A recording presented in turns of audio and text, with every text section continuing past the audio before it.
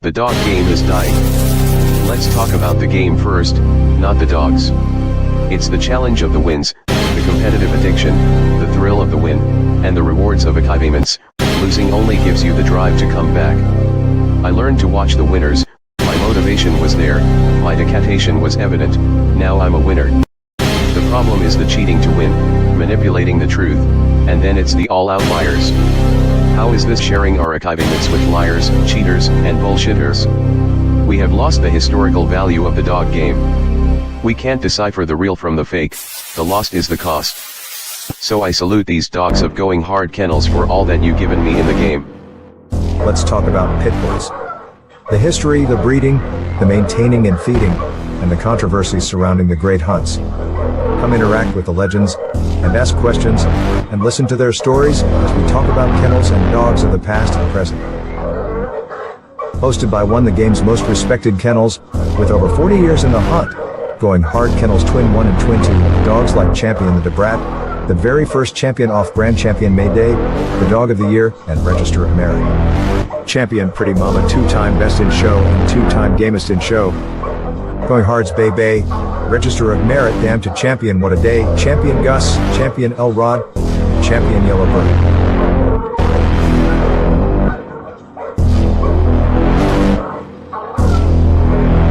So pull up a seat, and let's talk dogs.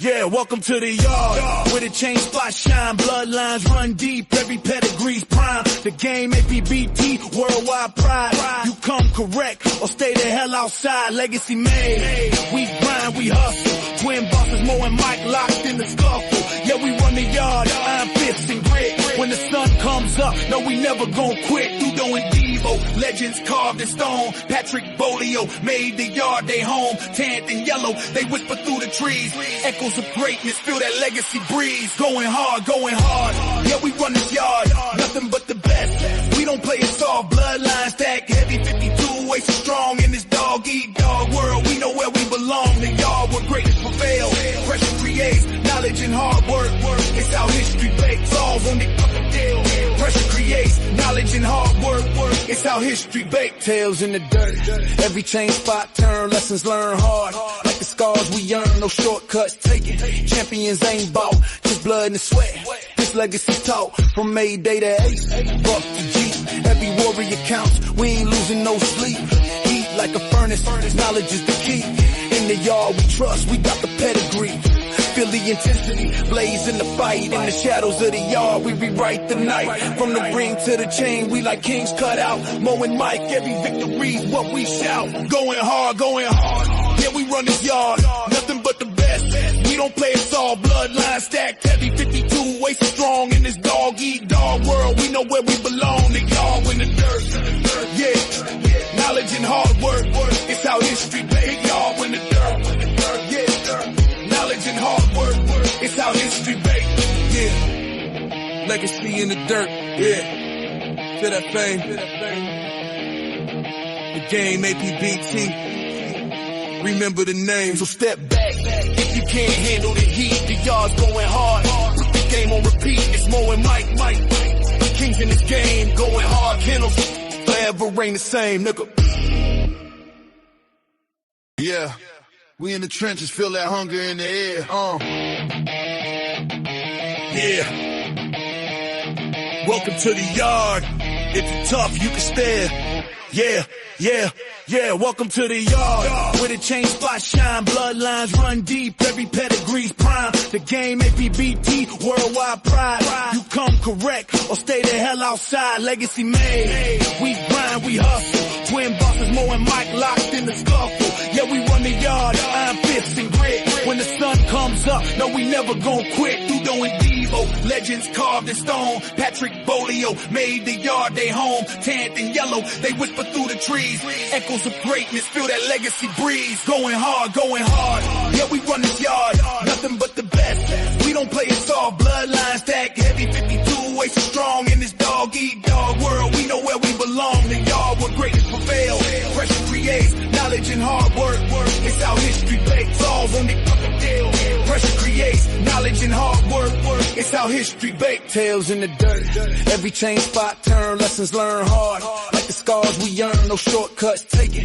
Champions ain't bought. Just blood and sweat. This legacy taught. From Mayday to Ace. Buck to Jeep. Every warrior counts. We ain't losing no sleep. Heat like a furnace. Knowledge is the key. In the yard we trust. We got the pedigree. Feel the intensity, blaze in the fight. In the shadows of the yard, we rewrite the night. From the ring to the chain, we like kings cut out. Mo and Mike, every victory's what we shout. Going hard, going hard. Yeah, we run this yard, nothing but the best. We don't play it soft, bloodline stacked heavy. 52, way so strong in this dog-eat-dog world. We know where we belong, the yard in the dirt. Yeah, knowledge and hard work. It's how history bakes. Y'all in the dirt. Yeah. Knowledge and hard work, it's how history baked. Yeah, legacy in the dirt. Yeah, to that fame. The game, Apbt. Remember the name. So step back if you can't handle the heat. The yard's going hard. Put the game on repeat. It's Mo and Mike. Kings in this game, going hard. Kennels forever reign the same, nigga. Yeah. We in the trenches, feel that hunger in the air. Yeah. Welcome to the yard. If you're tough, you can stare. Yeah. Welcome to the yard. Where the chain spots shine, bloodlines run deep. Every pedigree's prime. The game, Apbt, worldwide pride. You come correct or stay the hell outside. Legacy made. We grind, we hustle. Twin bosses, Mo and Mike locked in the scuffle. Yeah, we run the yard, iron fists and grit. When the sun comes up, no, we never gon' quit. Dudo and Devo, legends carved in stone. Patrick Bolio made the yard their home. Tanned and yellow, they whisper through the trees. Echoes of greatness, feel that legacy breeze. Going hard. Yeah, we run this yard, nothing but the best. We don't play it soft, bloodline stack heavy. 52, way so strong in this dog-eat-dog world. We know where we belong, the yard where greatness prevail. Pressure creates knowledge and hard work. It's how history bakes. Solve on the fucking deal. Pressure creates knowledge and hard work. It's how history bakes. Tails in the dirt. Every change spot turn. Lessons learned hard. Like the scars we earn. No shortcuts taken. Champions ain't bought. Just blood and sweat. This legacy taught. From Mayday to Ace. Buck to Jeep. Every warrior counts. We ain't losing no sleep. Heat like a furnace. Knowledge is the key. In the yard we trust. We got the pedigree. Feel the intensity, blaze in the fight. In the shadows of the yard, we rewrite the night. From the ring to the chain, we like kings cut out. Mo and Mike, every victory's what we shout. Going hard. Yeah, we run this yard, nothing but the best. We don't play it soft, bloodline stacked heavy. 52, way so strong in this dog-eat-dog world. We know where we belong, the yard in the dirt. Yeah, knowledge and hard work. It's how history bakes. Y'all in the dirt. Yeah. Knowledge and hard work, it's how history baked. Yeah, legacy in the dirt. Yeah, to that fame. The game, Apbt. Remember the name. So step back if you can't handle the heat. The yard's going hard. Put the game on repeat. It's Mo and Mike. Kings in this game, going hard. Kennels forever reign the same, nigga. Yeah. We in the trenches, feel that hunger in the air. Yeah. Welcome to the yard. If you're tough, you can stare. Yeah. Welcome to the yard. Where the chain spots shine, bloodlines run deep. Every pedigree's prime. The game, Apbt, worldwide pride.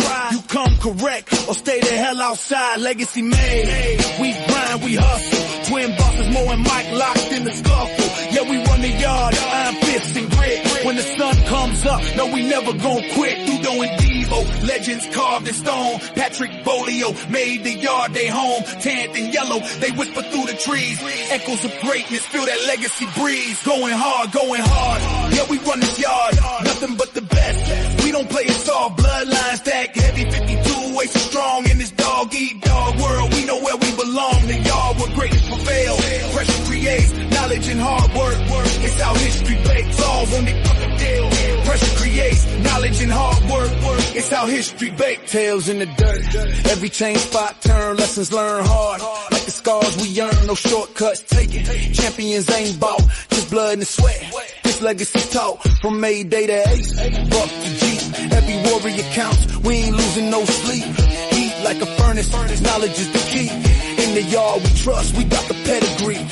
Feel the intensity, blaze in the fight. In the shadows of the yard, we rewrite the night. From the ring to the chain, we like kings cut out. Mo and Mike, every victory's what we shout. Going hard, going hard. Yeah, we run this yard, nothing but the best. We don't play it all, bloodline stacked heavy. 52 waist strong in this dog eat dog world. We know where we belong, the yard in the dirt. Yeah, knowledge and hard work. It's how history made y'all in the dirt. Yeah. Knowledge and hard work, it's how history baked, yeah. Legacy in the dirt, yeah. Feel that fame. The game, Apbt. Remember the name, so step back. If you can't handle the heat, the yard's going hard. Put the game on repeat, it's Mo and Mike. Kings in this game, going hard. Kennels, forever reign the same, nigga. Yeah. What up? What's up? That's my hard rock scene right there. What up, fellas? What up? Big shout out to my man, Heavy 360 in the house. What up, fam? Big shout out to my main man, Mr. Paul Johnson. What up, fam? Yo, my man, Carlos Lee in the house. I see you, fam. What up? Big shout out to the one and only, the Mad Doctor. What up, fam? See what else we got here. Welcome to the Shark Tank, to my man, Jerry Hatley Jr. in the house. Welcome to the Shark Tank, fam. What's we got here right quick? Big shout out to my main man, Mr. Chico Nicholas. What up, fam? Yo. Mr. Derek Lockett, I see you, fam. You like that, Derek? That's that hard rock, baby. Big shout out to Viking Family School in the house. What up, fam? In the woods. What up, fam? My main man, Mr. David Morse in the house. Long-time supporter. What up, Mr. Morse?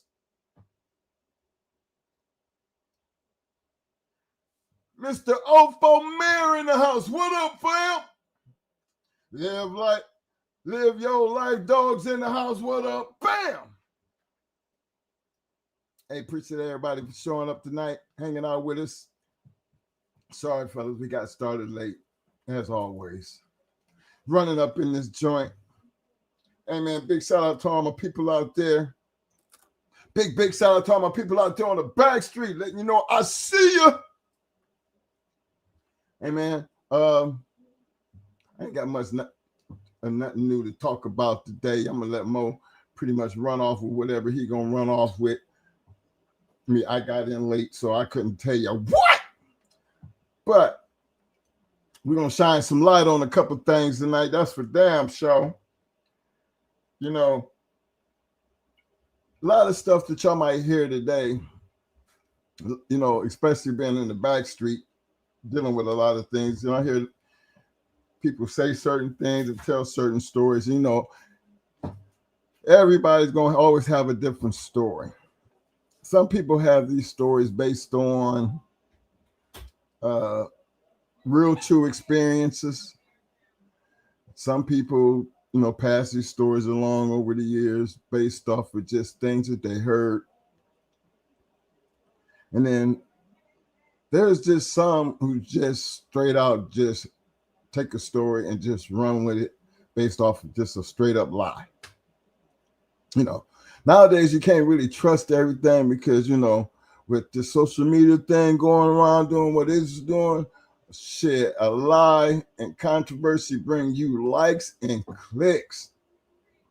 Now, the drama that you have to go through to straighten that shit out is, you know, can be phenomenally, you know, impossibly to deal with because, you know, I've seen people run and just delete whole channels and shit. You know what I'm saying?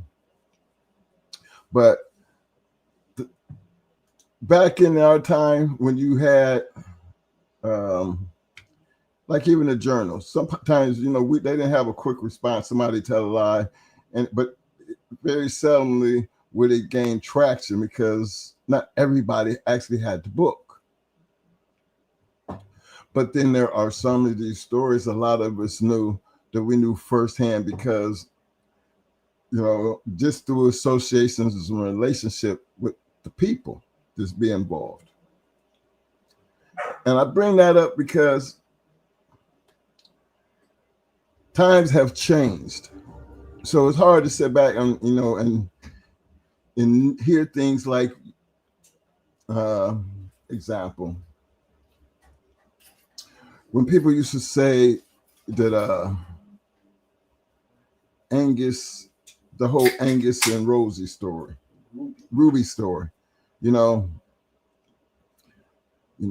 people always felt like the reason that Angus never got to Jeep was always some reason why somebody was playing the forfeit. Felt like he had a little courage, and because of the story, a man came home and Angus off the leash and a little banged up. But nobody was telling the story like he was just like Angus had got out in the yard and got fucked up by something, but they never told, well, what dog would be on the yard? No.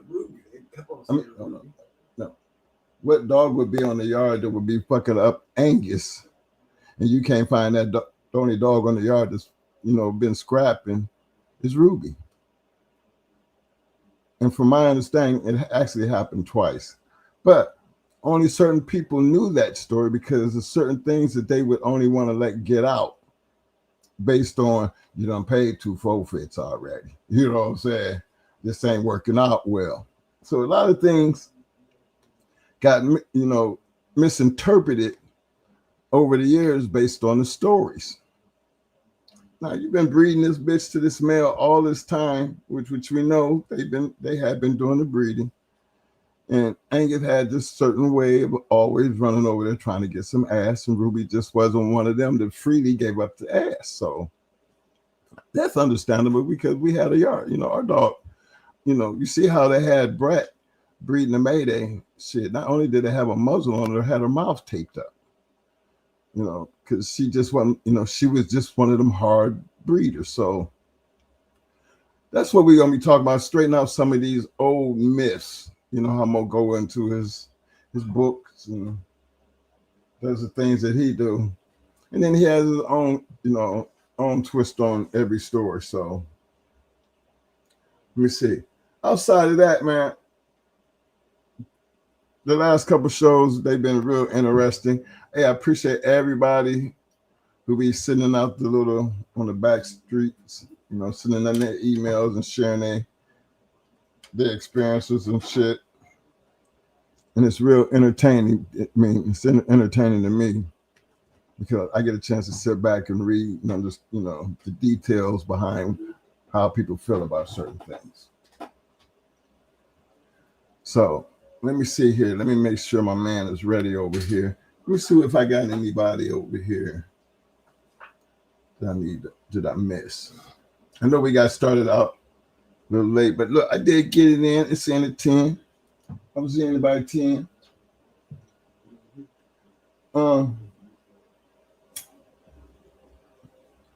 You guys know we got a couple dog shows that's going to be coming up in the new year.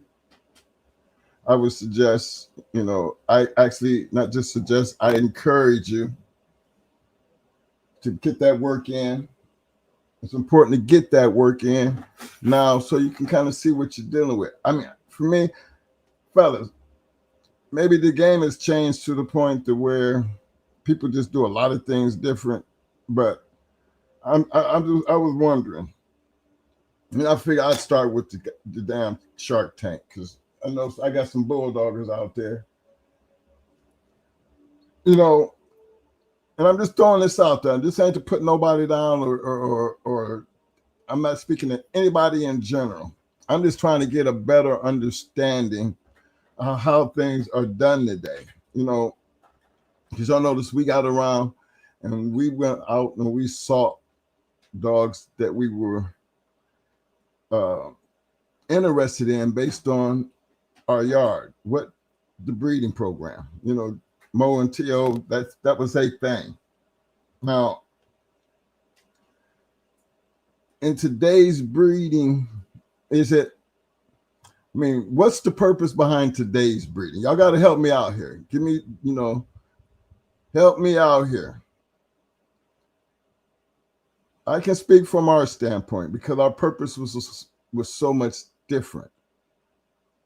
But even when I look at the now, if I was having a breeding program, what would my breeding purpose would be?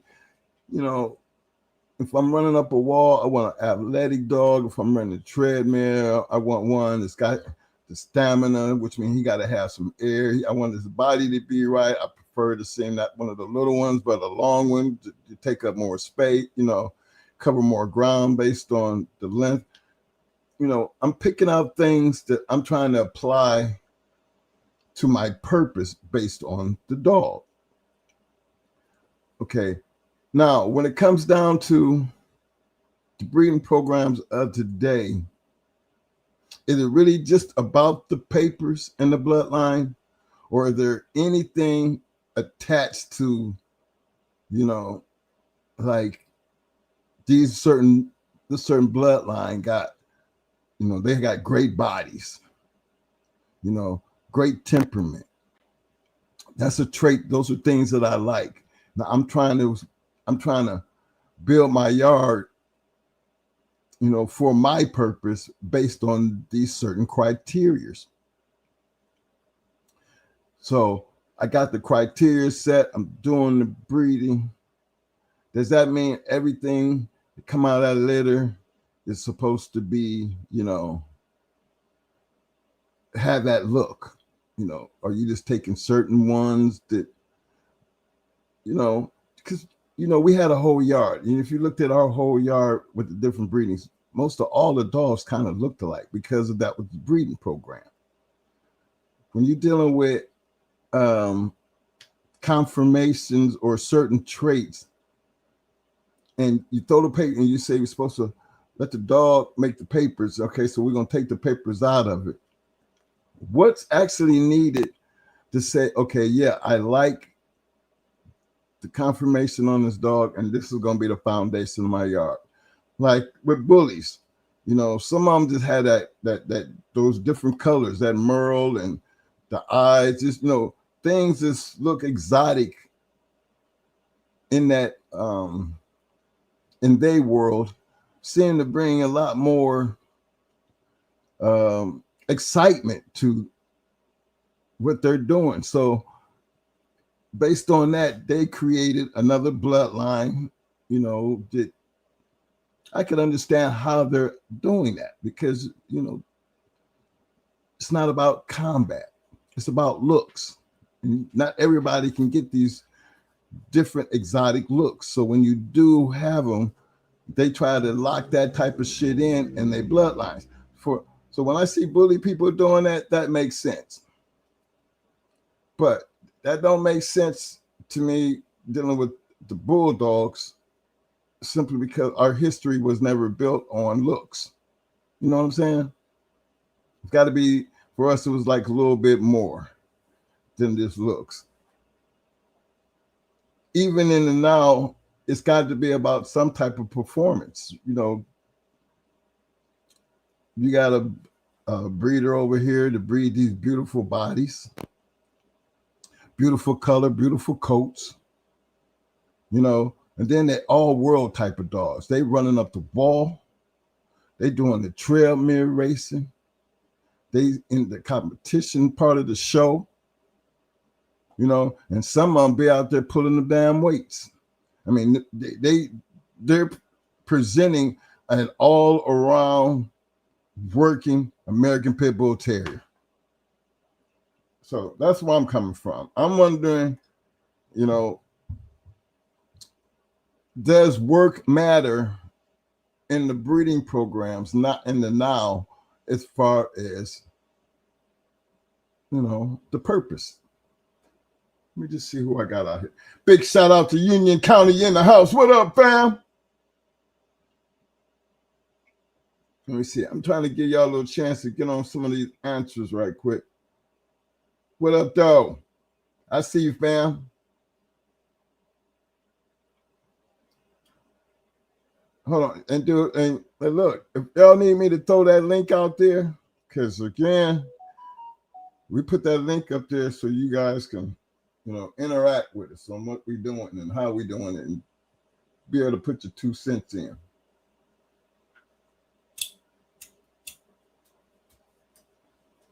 I see a lot of you guys just want to sit back and just listen and everything. I can get with that. Big shout out to Outlaw Texas Kennels in the house. What up, fam? I be really wanting to know how everybody seem to be selling dogs, man. I'm just kind of like, what in the world? We got a boom in the sales of the American Pit Bull Terrier. And I be wondering, how does this work? Because when you see a lot of the dog shows, and if you follow them over the years, some of these guys, they're vets at it. Y'all check out the ADBA, man. There's some guys that's what they do. I mean, they become legends in doing what they do. And I feel like, okay, understanding that world over there, you got your higher echelons that, they're way ahead of the game because they've been doing it longer. They have established themselves and their dogs very well in that program, and in that registry, in that far as confirmation and running them treadmills, and some have the accolades and the weight pulling, but they created the working American Pit Bull Terrier based on the purpose. So big shout outs to them people. They bring the shine, they bring what is necessary when we start talking about the now, because now it's the now that becomes more important, as far as the public view on how to look at these animals. Let me see here. For my man, Biking Family School. I see you, fam. He says, for me, would be the Old Testament papers for the wall for all the years of hard work. Copy, paste, just like Eminem, Pat. I guess that would M and M's, Pat and Carver work. Well, yeah, that's the way I was looking at it. The dogs really set the purpose based on what you're trying to do, and if it works for you, yeah, they copy and paste. I told you that's how we, everybody. Now, I'm not gonna say everybody. I'm gonna say most people have to understand that in this game here, there's not too many breedings and crosses that haven't been done. What makes those type of crosses different than others has a whole lot to do with the men with the dogs. Just because you got a good bred dog don't mean you know what to do with it. I hope we have made that clear. Not everybody can do things with these dogs that some people can. But over experience and time, for somebody who's really trying to be better and competitive, you do the things that's necessary to get better. I never understood, how you breed dogs. I mean, even down to even our guard dogs. It's hard to see us breeding guard dogs just to satisfy orders. Yeah, we got it. You get a big jump like Mo just had them 12. Hey, he had 2 different litters. I think it was 12 dogs, 12 puppies that came off 2 different breedings with Chaos. He didn't have no problem getting rid of those dogs simply because people who knew Mo You know, Chaos is like the Mayday of Malamars. He produced dogs like him. In order for you to know what you were looking for out of dogs like him, you would have to know him. You know, and that's the difference, because see, people knew him. And if Mo said, yep, they offer him, and people who knew him, it was easier for them to get a puppy because they knew what they wanted. And Mo don't just give anybody, you know, give you an opportunity to get one of those Malinois without having some type of experience, because you think a pit bull can be hell. A Malinois is a lot more dangerous than a pit bull because they really, really need some type of attention. You know, they're born with aggression, and especially when I'm talking about Chaos. You know, we call him Chaos the Von Wicks. So he comes from a bloodline of Malinois that were known to be aggressive, but intelligent, very smart. But they, you know, they carry that full ideal of what a Malinois is supposed to do and be. So he didn't have no problem getting rid of them 12 dogs.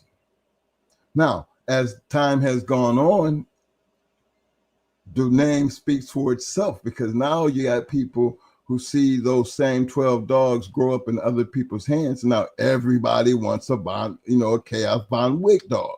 Twin, when you gonna make that breeding again? Twin, when you gonna make that breeding again? Put me on the list, type of shit. Because they're now they for those who sit back and they hear about it, you know, and then they get a chance to see one of them. You're like, hey, who that dog, bro? Who, you know, what's that dog from? You know, Twin, he got the Malinois. Yeah, that's their daddy. You know, they like what they see. Mo get that phone call, or it gets to the point to where, you know, Mo not doing that breeding, which means out of them 12, they become very, very popular dogs, because Mo will let people know there's 12 of them out there. You know, they at the age now that they can have breeding programs. You know what I'm saying? I can just give you numbers and say there's a male over there and there's a female over here. You know, he directs them that way. He don't go rush and go breeding dogs just to satisfy orders. You know, because then you don't know. I mean, if you satisfy just breeding dogs to satisfy orders, I mean, you got a whole lot of people who fitting to get a whole bunch of these Chaos dogs out here. You know, and then all of a sudden, you know, you got an influx of just bullshit running around. And that's one of the things that we have always tried to maintain, because we weren't breeders. So I always felt like that's important. But when you're dealing with conformations and traits and things like that, I'm pretty sure it all has to work the same way. If you got a line of dogs and they just got beautiful bodies, very athletic dogs, then they out there putting in the work, just like back in our time, that's going to bring attention. But do you just ruin all that work by just running after the money and not caring who getting what? Or do you protect that and make sure they do fall in the right people's hands? That's going to bring more popularity to what you're doing and your program. You know, those are two ways of looking at how to get it done. But there's one way has always been better to the other. You don't flood the market with shit, because not everybody can do what you can do. So it's important for me anyway, to create the market and control the market. The market can be controlled because everybody's going to want what you have. That means you can pick and choose who you want to have, what is going to benefit just you. You know what I mean? Because what their work, and most people, you know, understand how that works most of the time. Their work is going to also shine on you, the breeder, the creator. So Just trying to get a good understanding of how in the world is they trying to do all this breeding nowadays with no true standing on why they making the breeds. Are you just breeding just to be breeding, to have something to sell? Or is there really something that you have out there that you're basing your standards on and basically putting the papers to the side? Because I know this paper game has really taken on a different type of world, you know, when it comes to how do you know what's true and what's not true. You know, you never know what you're getting into when it comes into these dogs, because, you know, you can see a whole litter of puppies sitting there and they 6 or 8 weeks old. They all might look good, but then come on, man. You know, puppies are like babies. You don't know if they're going to grow up to be basketball stars or grow up to be nerds. You have no idea what they're going to grow up to be. But based on your breeding program, when you're serious about it, you should know any and everything about what you are breeding and what your consumer, your customer is going to have and what's going to benefit you in the long run. So that's where I'm at with that. Let me see here. I see John Noel. John Noel, what's up, fam? Welcome to the Shark Tank, fam. Let me take care of you right quick. Let me get that up there. Welcome to the Shark Tank, fam. John said, hey, y'all, glad to have caught this inside conversation. Well, I'm glad to have you, Mr. John Noel. And again, welcome to the Shark Tank, fam. My man, Mr. Paul Johnson, he said, agree with Viking. Bred for the true nature of the American Pit Bull Terrier and nothing less. That's right. Now,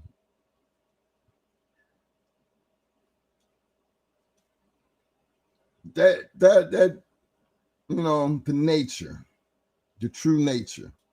Now, y'all know the true nature of these dogs. We're all as dog man of the American Pit Bull Terrier. We're all supposed to understand that point clearly. What was the purpose, the true purpose of the American Pit Bull Terrier? Now, when I talk about true purpose, fellas, not all dogs have that natural ability to be good fighters back in our time. You know what I mean? They all didn't make the team. And the only reason they couldn't make the team because of the competition that was around them. Just like in your own neighborhoods, back in your own region, just like in certain parts of the country, everybody ran certain type of dogs. How do you, you know, what determine, you know, what distinguishes one from the other? The competition did.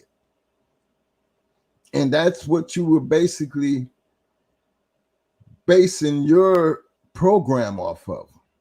Okay, you take that away, the true nature, and then you're creating something else. Just for me, I'm not going to say it's not true, because they were always, dog shows have always been around,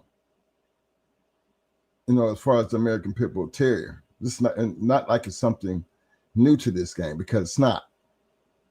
But if you ever seen a weight pulling competition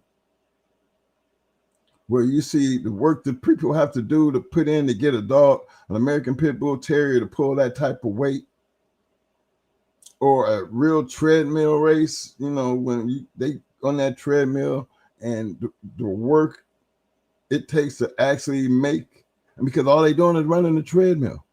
The true part of the pit bull is still in there, because he's going to do what you want him to do at a high level. It's if it's in him to do. It's already in him. Remember, a lot of dogs, any type of, to me, breed of dogs, they're going to have something that's going to be special, which separates them from everything else that might be in the litter or around them. Those things, we just have to accept that's just by true nature. But when you start classifying them of what makes one better than the other, y'all know like I know, the only way you're going to figure that out is competition. That's all I'm saying. Big shout out to my man, Mr. Derek Lockett. He said, I think of a lot of people are getting American Pit Bull Terriers to breed with other breeds of dogs to make something different to compete against those shit bullies. Well, you know what, Mr. Lockett, you know, you said something then, because Mo showed me a Pit Bull Malinois cross, man. These fools are actually out here breeding Malinois and Pit Bulls. Now, I'm trying to figure that one out my damn self. I'm trying to understand, you know, how that's supposed to work. Now, I know they're doing a lot to compete with these bullies, but you got to remember, these bullies, that's like a different beast, like bullies and King Corsos and these band dogs. Remember, people are creating things and putting things together. And you know, when you start doing shit like that, remember Jurassic Park? Remember how they wind up getting, you know, these crazy things in Jurassic Park from just throwing DNA together and then creating crazy shit. And we, you know, far as I know, that when you start messing with God's work like that, you're going to find yourself creating things that's going to be, you know,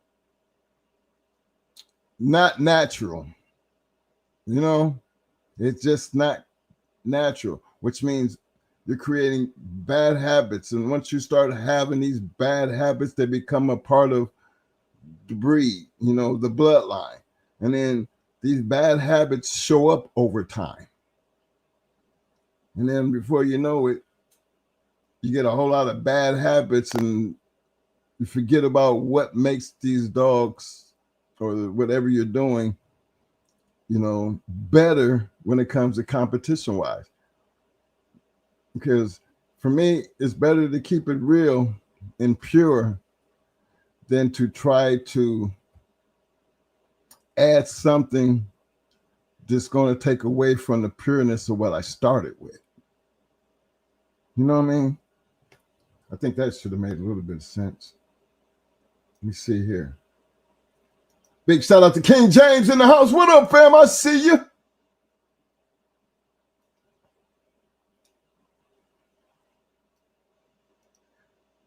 My man Chico Nicholas said, start my yard all over again.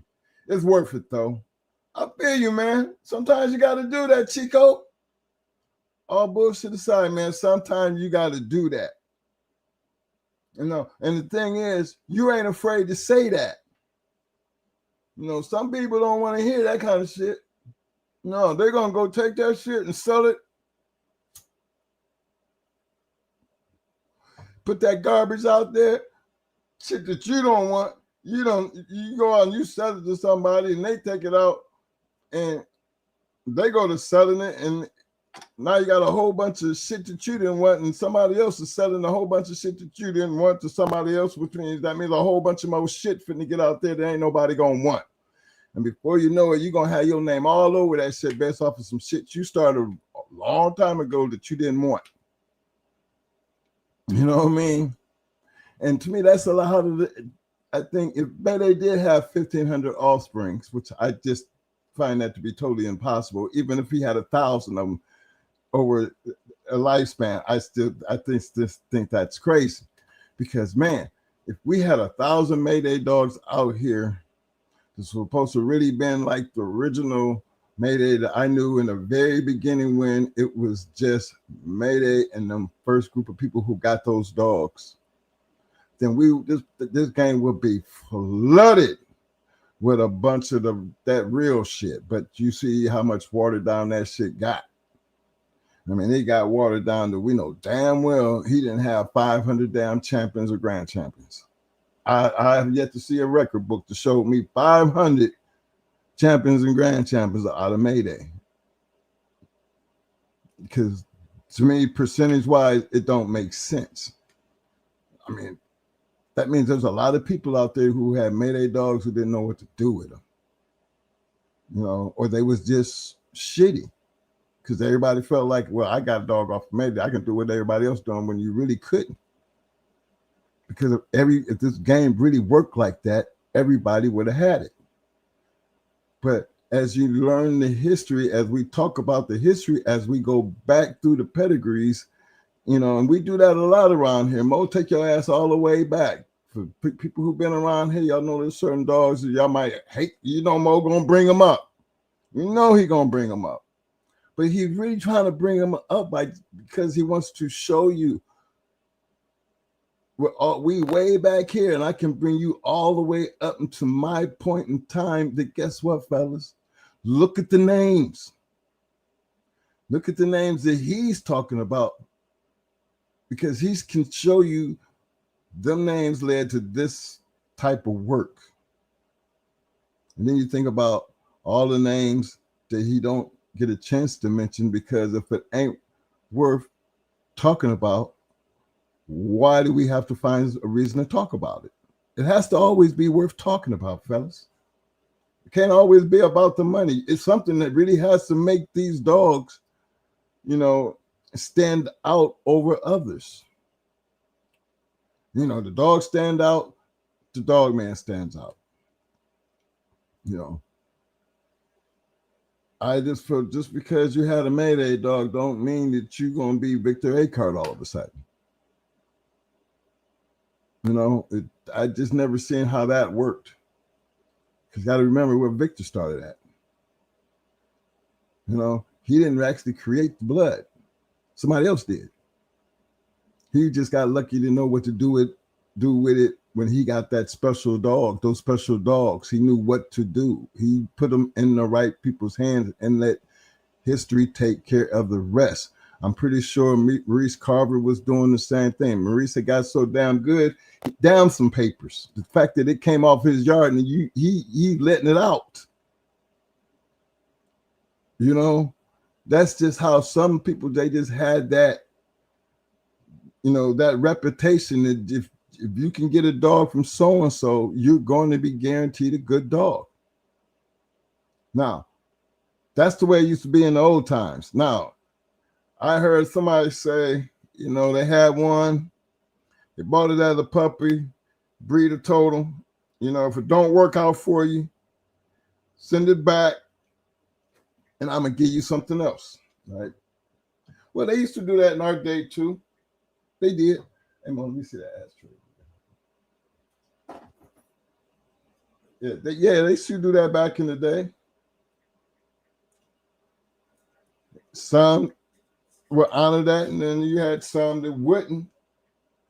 But the majority that made those type of comments, they didn't want to put no bad on their name, because if you do one person like that, that means you're susceptible to be doing a lot of people like that, to where there's no reason for you to be making those type of statements, because by the time word get around, nobody gonna believe that shit anyway. But the dog didn't turn out. He calls the guy back, said, "Hey man, dog didn't work out, man. And you're gonna still honor that deal?" And the person said no and hung up and wouldn't answer their call no more. So can you be mad at them? Yeah, you should be mad at them. Because if that's part of your sales, that's your sales pitch. Your word's supposed to be your bond. Now, you didn't ask that man how long he been in Bulldogs. You didn't ask that man how long, what's his experience with these Bulldogs. You just sold him a dog, and you gave him that tagline: if it don't work out for him, you bring it back and I'll give you another one, type of shit. To me, that was a tagline. A lot of the older guys kind of knew, and I know damn well Mo knew, because just not and everybody got their hands on them going hard dogs. I'm just being straight up with you. He didn't just make that up on his own. He got that from the people that was around, the people that he was around, the people who they weren't breeders, but you were blessed to get one off of somebody's yard that you lucky. You just lucky, fam. And trust me, it really did and does matter. Because that's one of the major reasons why, a lot of our dogs got outside of our yard, because Mo always made sure about the hands that he was putting them in. And I think Victor used to think like that until money got to him. I'm not going to say blame it on the money. I'm going to just blame it on the popularity. Because, money make people do some serious, crazy things. So I'm not going to make excuses why people do the things they do. I'm going to just keep it real about how that looks and what it turns out to. And I think we've all been in this world long enough to know that's a fact. Let me see. Just going down through right here.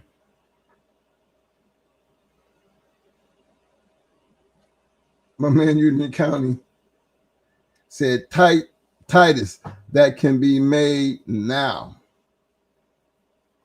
Yeah, because the tighter, again, just because, put it like this. Everybody used to say, just because you bred to a grand champion don't mean you're going to get good dogs. Okay. I try to understand that from a standpoint to where, that's with anything though, right? So if that's with anything, how do you, calculate that where the odds is more in your favor? Well, I think we kind of took care of that part too, because we look for traits, ROM traits, POR, being able to be consistently producing dogs like you. Okay. I mean, I'm pretty sure that's the way it's been all time, for the good ones. The ones that come on now. History there's a lot of goddamn people over these decades and decades of these pit bulls that have had dogs. I mean, there's been a lot of these dogs created, but there's not as many people that we can talk about when you compare the percentage to numbers. The numbers is limited, fellas, and y'all know it. And you follow the history that we run down with our yard and our time period, and that's taking dogs from the 60s that made it into the 70s, that made it into the 80s, that made it into the 90s and 2000s.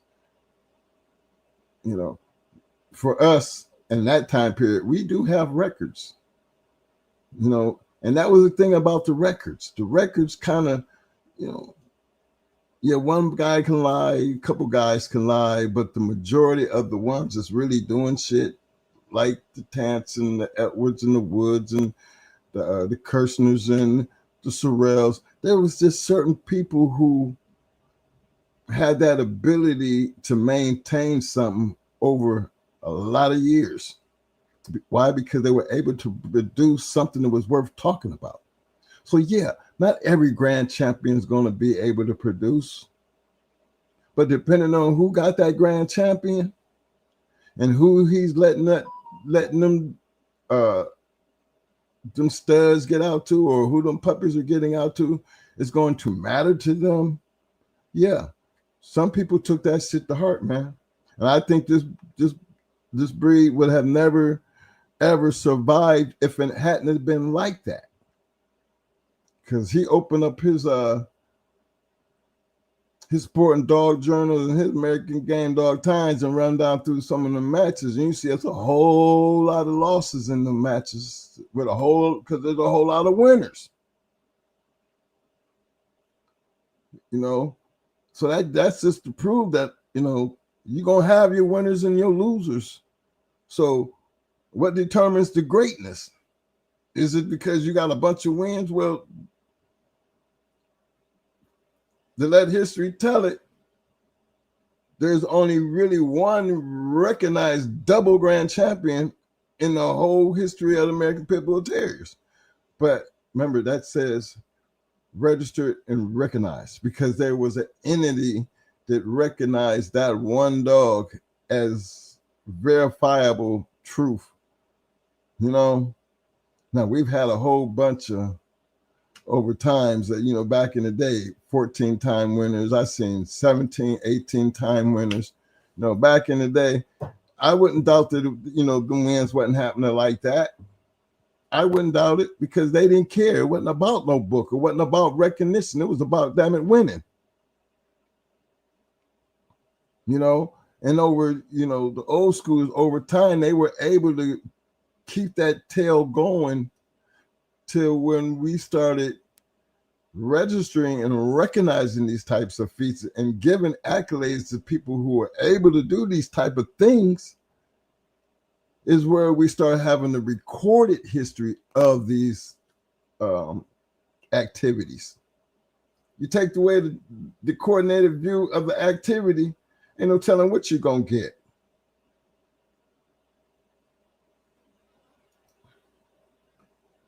In history, they were created to be an all-around poor man working dog. You know, Mr. Locker, I would try to, you know, man, hold on, you know, for me, understand the history of these bulldogs, right? When y'all say poor man working dog, do y'all ever go back and look, now take it in the time of depressions and things like that? Well, to let history tell it, bulldogs was one of the major reasons why a lot of these guys were still able to make some money, because they could barter, whether it be dog food or a piece of gold or, you know, some type of money. They had a way of gambling to make money to survive through when nobody else is working. Hard times, you know, you fall on hard times, you go, the hustle game is on. Your hustle game gonna get on strong. But I never looked at it as a poor man's game, because, you know, look at some of the pictures back in the day. The boys is at the dog fights, man, in ties and shit. Look at the shoes. They ain't got no boots on. They look like they left Sunday school church and went straight to the dog fight. I mean, them the old school pictures, you know what I mean? So, and then let's come on up into the 80s and 90s. See, y'all don't know the personal history of a lot of these dog men, but a lot of these dog men that we talk about, they have professional history, you know, in their legitimate life outside the dogs. They were professionals. So again, I wouldn't call them a poor man, you know, I mean, a poor working man's dog, because they never been that. That's for damn sure. They have always been a hustle, a come up. A poor man couldn't afford one of these, because how he gonna make his money back? He can't just go take that piece of shit and think he finna go over there and go into what's name, knowing that if he top dog, what's your chances of winning? When you poor, you have to look at those things, kind of things like that. You know, I never seen anybody who was trying to make a living. Well, I take that back, because a lot of guys made a living off these dogs, but they were far from being poor, so they could take them losses and come back and clean and pretty much come back and clean you out. But I never look at, you know, not to knock you there, but just saying, from my standpoint and what I know about the history of these dogs, it ain't really never been a poor man, you know, a poor man working dog. It just ain't never been like that. And then just go back and look at some of the history of some of the older dog men and some of the dog men you know personally. Which one was really poor? I'm sorry, I'm just saying, shit. Poor wasn't a word, you know what I mean? Because can't everybody do what they was able to do when it came to these dogs? Not these dogs. Let me see what else I got here.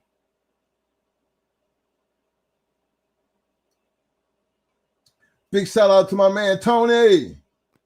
NFGO, what up, fam? He said, if you're comparing a pit bull to a bully, you're lost. Well, I'm not trying to compare a pit bull to a bully because to me, as far as I'm concerned, and we all understand that we're talking about two different dogs, first and foremost. But you got to give the bully community the love and respect that they are due. Because they did create something over there, and it's not associated how hard he bite, how game he is, his ability. Ain't none of that. We ain't saying none of that as far as when we start tagging a bully compared to when we talking about a pit bull. There's certain things, I don't hear people talking about gameness in a bully. First thing I hear, I look at the color, look at his body build, and then they show off that, that roughness with the bark shit, and now, again, the bark shit never impressed me simply because all dogs are bark. You see the little memes where you got the dogs barking at the fence, and then as soon as the dude open the fence, they stop and start looking at each other, almost licking each other. As soon as they close the gate, they go back to like they're gonna tear the house down. Barking ain't never been something that we graded anything on. But that's just a great example of all that bark with no bite. Now, true enough, pit bulls weren't serving the purpose as, they weren't built for protection. That was never their purpose. So we can't get them two things. I don't think we should ever find a bully and a pit bull in the same conversation, because there are totally two different breeds that had totally two different purposes. That's where I'm at with that. Because who in the would compare? Now we got some pretty big pit bulls out there in the world. We've had them, but pit bulls and bullies bred together, and when you're trying to incorporate the qualities of the two breeds, yeah, I see how that works, but you're taking away from the natural part of what makes a pit bull a pit bull. Because most bullies I've seen, and them big boys, you ain't gonna be walking them on no 10-mile run, no 10-mile walk. And he stay big like that. There's no way he can live 10 or 15 years like that. He ain't going to battle like these bulldogs over here because it ain't in him to do that. He ain't built durable like that. We gotta first accept the breeds in its natural capacity before we start accepting, how do you say, the Jurassic Park throwing things together and seeing what you come out with. Because you can throw anything together, but what is it going to be in the long run? What is it? Did you make it better, or did you make it worse? Big shout out to my man, Mr. Happy 360, coming in with a 10-piece with the super sticker, showing the love. Appreciate that, fam. Appreciate the love. My man, Mad Doctor said back in the day, 6 times, 1 time, I guess his decision, boss J.D. Hall, a.k.a. Black Cat, old boy, my dog, produced Mike Tyson, 1-time winner, Iron Man, 1-time winner, True Colors. Okay, Mad Doctor. Let me see here.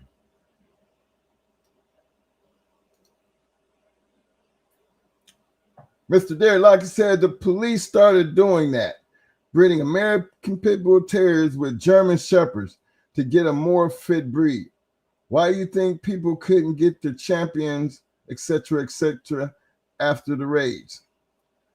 Well, yeah, because I know they did it here, and I don't know if they was doing the breeding like that, but I remember them puppies that Mo had when they did that raid on the yard. Now, I know they didn't kill them puppies. I know they didn't kill the puppies. And it was funny, you never had no, you know how on TV they come back and say that the puppies were, taken in a raid, were given to good homes and things like that. That they never did that when it came down to his shit. I think, they took them puppies and he took them back to his cousin or his uncle because they was in the dogs. Remember the whole reason why the situation we got started in Mo's case, because the man wanted the dog and Mo told him no. And he was dead serious about no. So that led to all the drama. But yeah, they do that in and everywhere, man. They be getting them good dogs and ain't nobody paying attention. And they'll take them guns and say, yeah, we raided so-and-so's yard. And this is off that champion so-and-so. Or I got a champion so-and-so over here. Put a price tag on him, but you got to keep it between me and you type of shit. Because who knows? I don't put nothing by him. Big shout out to G-Ville in the house. What up, though, fam? My man, Constant Trauma Kennels in the house. What up, bam? Let me see.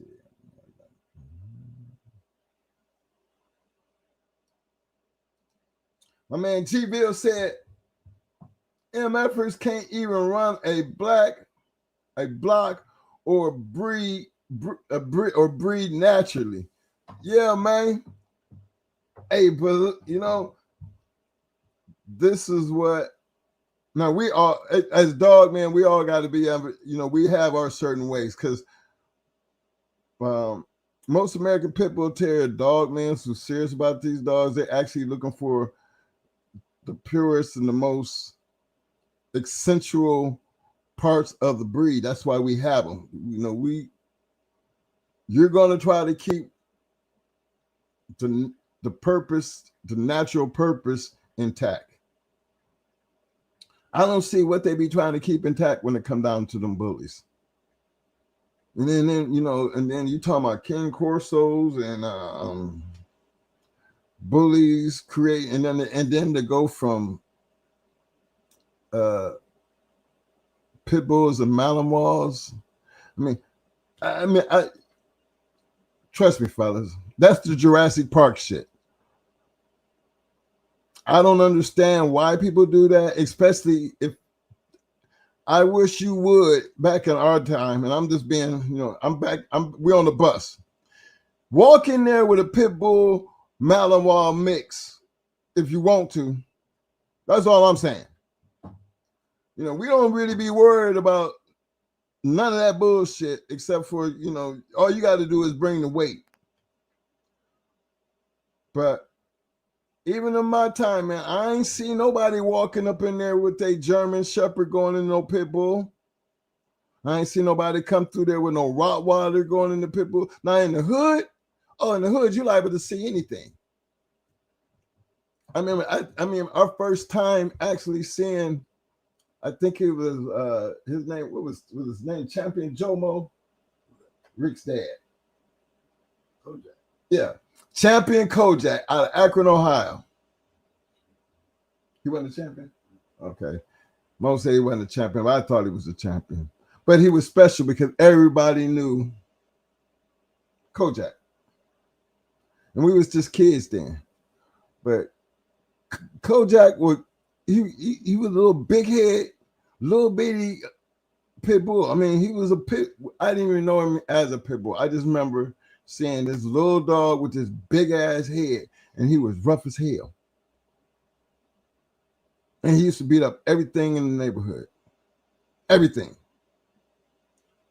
So we used to look by that because we had a little rough one too. We had a Siberian Husky, German Shepherd dog, Jerry.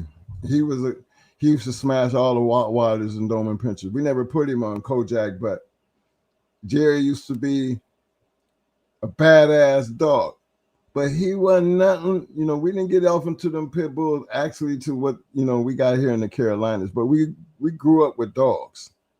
My uncle had wolves that he kept as pets, big, pretty white ones. But they were, you ever really seen a wolf?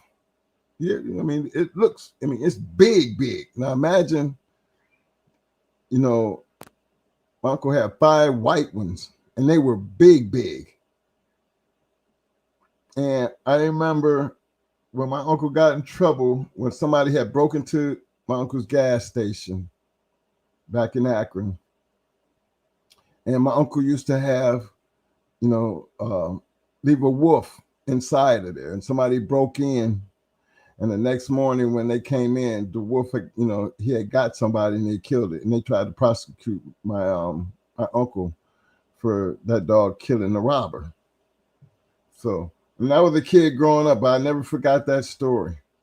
I never forgot the drama that the family was going through, because it was kind of like, damn, the man didn't have no business in there, because they didn't find the man until the next morning. When my uncle came to open up the gas station, and that's how he found the man. And it just led to a whole bunch of drama. It was all on the news and everything. But if it had been a dog, I wonder if it would have been as much drama. But because of the fact that it was a wolf, and he had these trained wolves, and that's the way they portrayed it. Wolves are meant to be in the wild. They're not supposed to be used as guard dogs and all this other shit. As a grown man, I try to understand that, but it never made sense to me, because shit, I could have been one of the Rottweilers that done the same thing. But just because it was a wolf, it caused so much drama for my family back then. Most say they were hybrids, so I don't understand what that means, but y'all know there's a difference between me and Mo when it comes to shit. Unless it's got dollar signs or it's on paper, I don't understand. But I know a wolf when I see a wolf. And I know we grew up around them damn things because we used to play in the backyard with them. And they were just good dogs. I mean, I'm saying we literally used to play with them. I remember some of my little cousins used to ride on the back of them, because they had this big ass yard. And all the kids would be out there playing it, but never worried about the wolf ever none of them doing anything. Now, they did have one that we couldn't be around, that they kept him in the cage. But I think that was only because he was the one that always stayed at the shop, at the gas station. So it was always that one, don't be messing around him. He ain't too nice. Let me see. My man G Real made a good point. He said low life expectancy and health issues. They were just a wave and that's almost over. That's true, man. That is true. My man Viking family, school. I see you family said, but the worst part, they say them bulls are pitched, and that's what you see on TV, and people,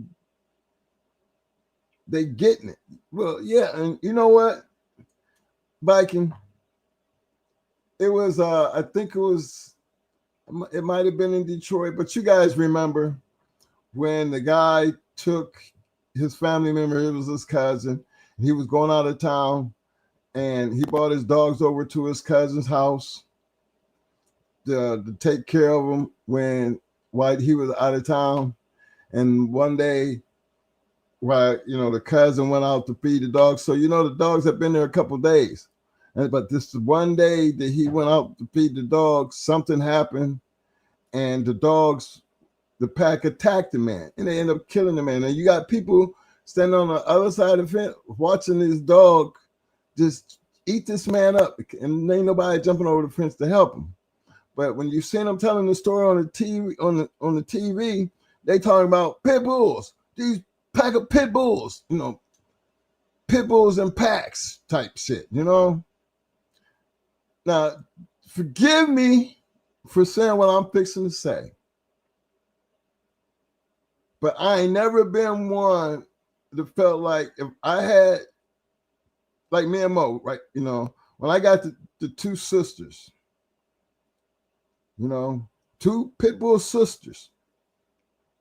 And even now, we can't keep them together. We don't even make no attempt to try to tell ourselves going to walk them together. Let alone even take the chance of turning them loose in the backyard together. Now, remember over time, we had our certain stories, like Stone City's killer, Grand Champion Yellow Buck. Remember, he was running around the yard. You read stories about Tornado. She could run around the yard. Grand Champion, double Grand Champion Tornado running around the yard with a bunch of dogs. Then you had, who was another great one that used to do it? Grand Champion Ace. He used to run around the yard. Not mess with nothing. So, yeah, I could see that type of shit. But I also know things about them dogs that if they was to see a box, they would nut up just to see the box. Don't even see what's in the box, but just to see the box, they would nut up. So that's a mental thing. But trying to walk them together, I think it's when you start doing that, that takes time and training, on hands training. It's not that we couldn't get our dogs to possibly walk together or do that type of shit, but that's not their purpose. And being they're older now, why would I all of a sudden make that their purpose? So when you got pit bulls, now I've seen them pack kills. As puppies, you got a bunch of dogs as they growing up, and they all, one jump on one, and all of a sudden that one is down, everybody jump, and we call them pack kills. Y'all don't, that's not something you have to teach dogs how to do. That's something that's in them. That's pack living. Dogs are still pack animals. So when they killed that guy back there and they start calling them pit bulls, and then you look at them and them ain't no pit bulls, them is bullies. Them is bullies. And you know why bullies being able, why they can call them bullies and get away with it, pit bulls? They can get away with that because people, the lack of knowledge. I mean, people don't know no better. And people just ride with that shit. I mean, who in the hell turns loose a bunch of big ass dogs running around in the yard together, and then one get out the yard, the other three gonna do what the one just got out the yard, the other 2 or 3, they gonna do what that one did. If he jumped over the fence, guess what? They gonna jump on the fence, because that's how pack animals work. The reason you don't have that happening with real bulldogs, because real bulldog people know, unless you want some kennel accidents, you better keep them son bitches on locks and chains. I mean, you're going to have all your pit bulls just running around in the yard. Now, some people can pull that shit, but I ain't never seen as many, yards where a bunch of pit bulls run around like I see a goddamn yard full of bullies running around. I mean, a yard full of them and everybody okay. Ain't no, you get a little roughness going here and there. Yo, stop it over there, and they just stop. I mean, that's a different type of breed, and I'm not knocking the breed, man. I'm just saying there's a difference between that bully and this pit bull, and you can't be trying to tell me that because they look alike. That's some bullshit. They don't act alike by far. So yeah, we take a lot of hits for that stupid shit. But the reality of it is, they ain't the same. And to all my bulldog family out there, don't let them get away with that shit and try to make them like they are. Because we know better. Talk of the city, Kennels in the house. What up, fam? Big shout out to my man, Mr. John Justin. What up, fam?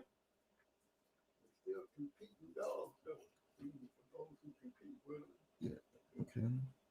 All right, fella, I'm going to turn this over to Mo. I'm just going down this line right quick. Big shout out to my man, Zanil. Vulgar display of power in the house. What up, fam? I like that. Vulgar display of power. Man, I slap his. He read up on your ass. Vulgar display of power. Let me see what else I got here. My man, vulgar display of Viking said no. Viking family scold. He says, worst part is people think them bulls are pits and them bullies are what you see on TV with people getting attacked or bit. Just saying that's what you get when you breed for money. That's true. You know, they just passed a Florida law here, I think as of January 1st. Boy, your motherfucking dog bite a motherfucker around here now, and you get that aggression thing, you got to buy insurance, and then, you know, where the dog catcher, now he can come and just get your shit and go all on your yard and shit, just like he the police. Yeah, they pull that shit down here in Florida now. So he got just as much authority as the police. Ain't no more go get a warrant or some shit. You know, they just gave him the right to just walk on your yard and say any damn thing. And you know that's gonna lead to trouble. But it don't have nothing to do with for me here.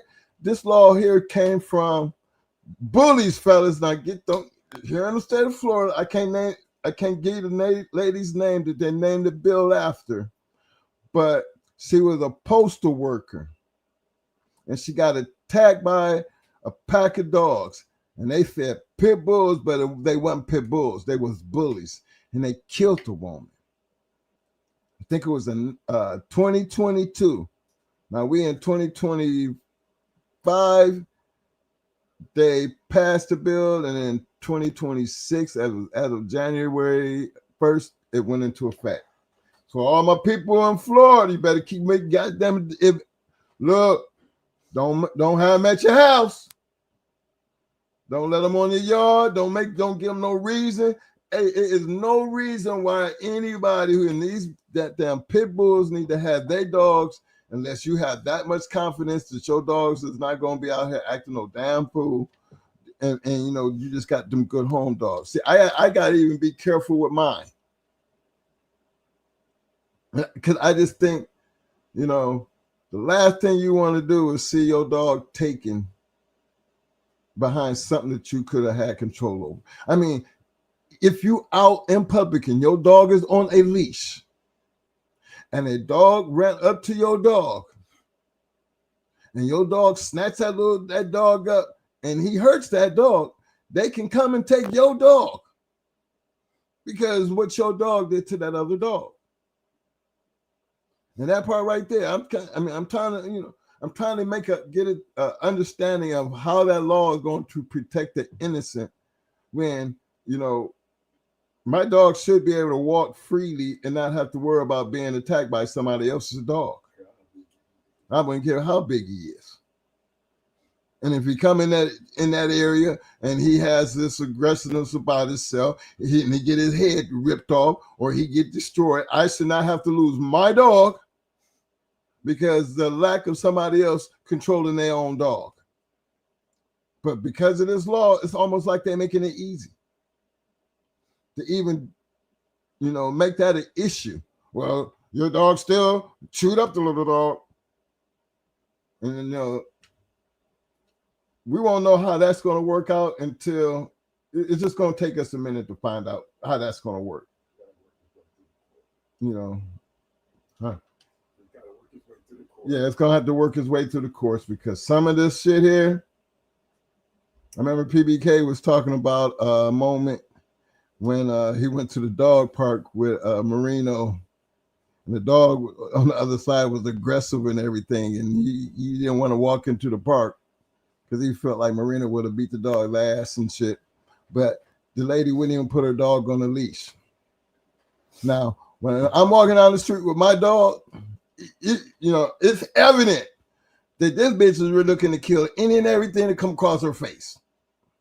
So I be walking in the middle of the street and I see the little dog over in the yard. I'll be like, you need to get your dog. You need to get your dog. I'll be letting them know you need to get that dog. Because come over here, you know, you're going to have a problem. Because I want them to see this dog here is doing nothing but out for her daily walk. But she don't walk. I let my dogs, you know, they pull. You know, I've had plenty of people saying, who's walking who? Is you walking the dog or the dog walking you? Otherwise, she walking me. That's how I keep my exercise. Cause I let them do it. That's, I let them exert themselves. Because other than that, they're going to be in the house or in the pen. So let me see who I got here. Big shout out to Hammer to the Nail in the house. What up, fam? You have a great weekend too, fam.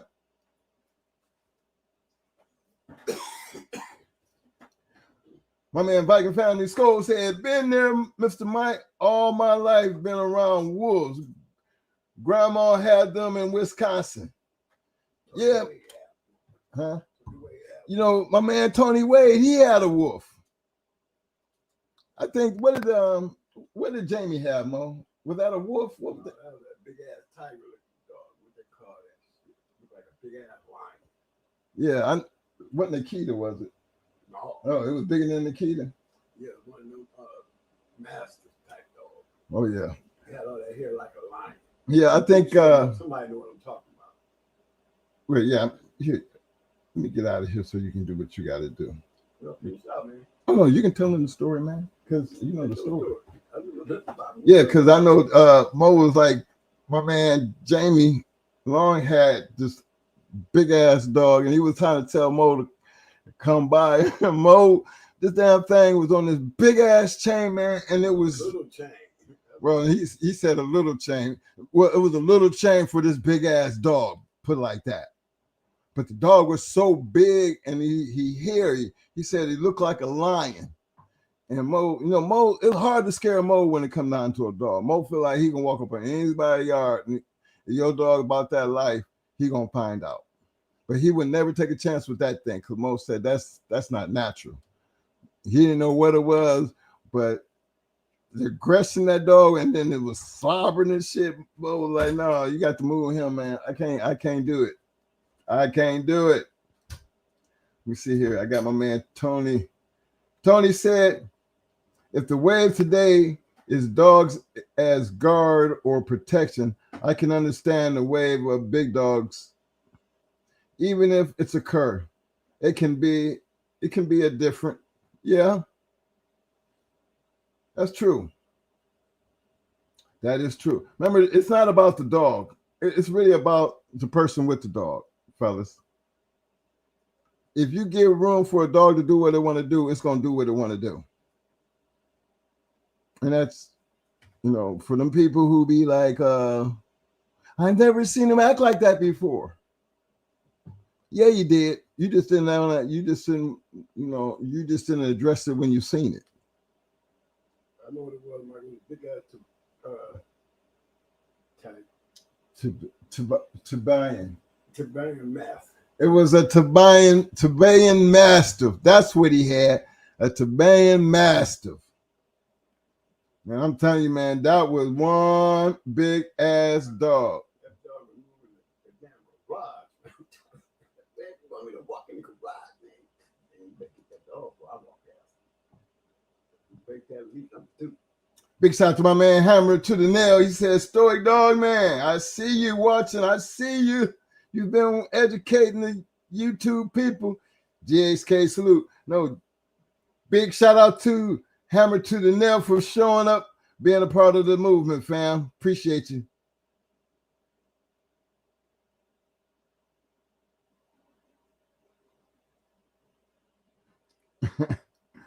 G-Ville said, Tony, that's what's crazy to me. This new wave are huge. Yes, sir. Big shout out to Mike Red Boy. Shreveport Mike in the building. I see you, fam.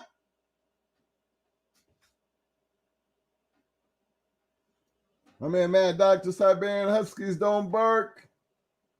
Only howl, snap, plus high prey died. Yeah.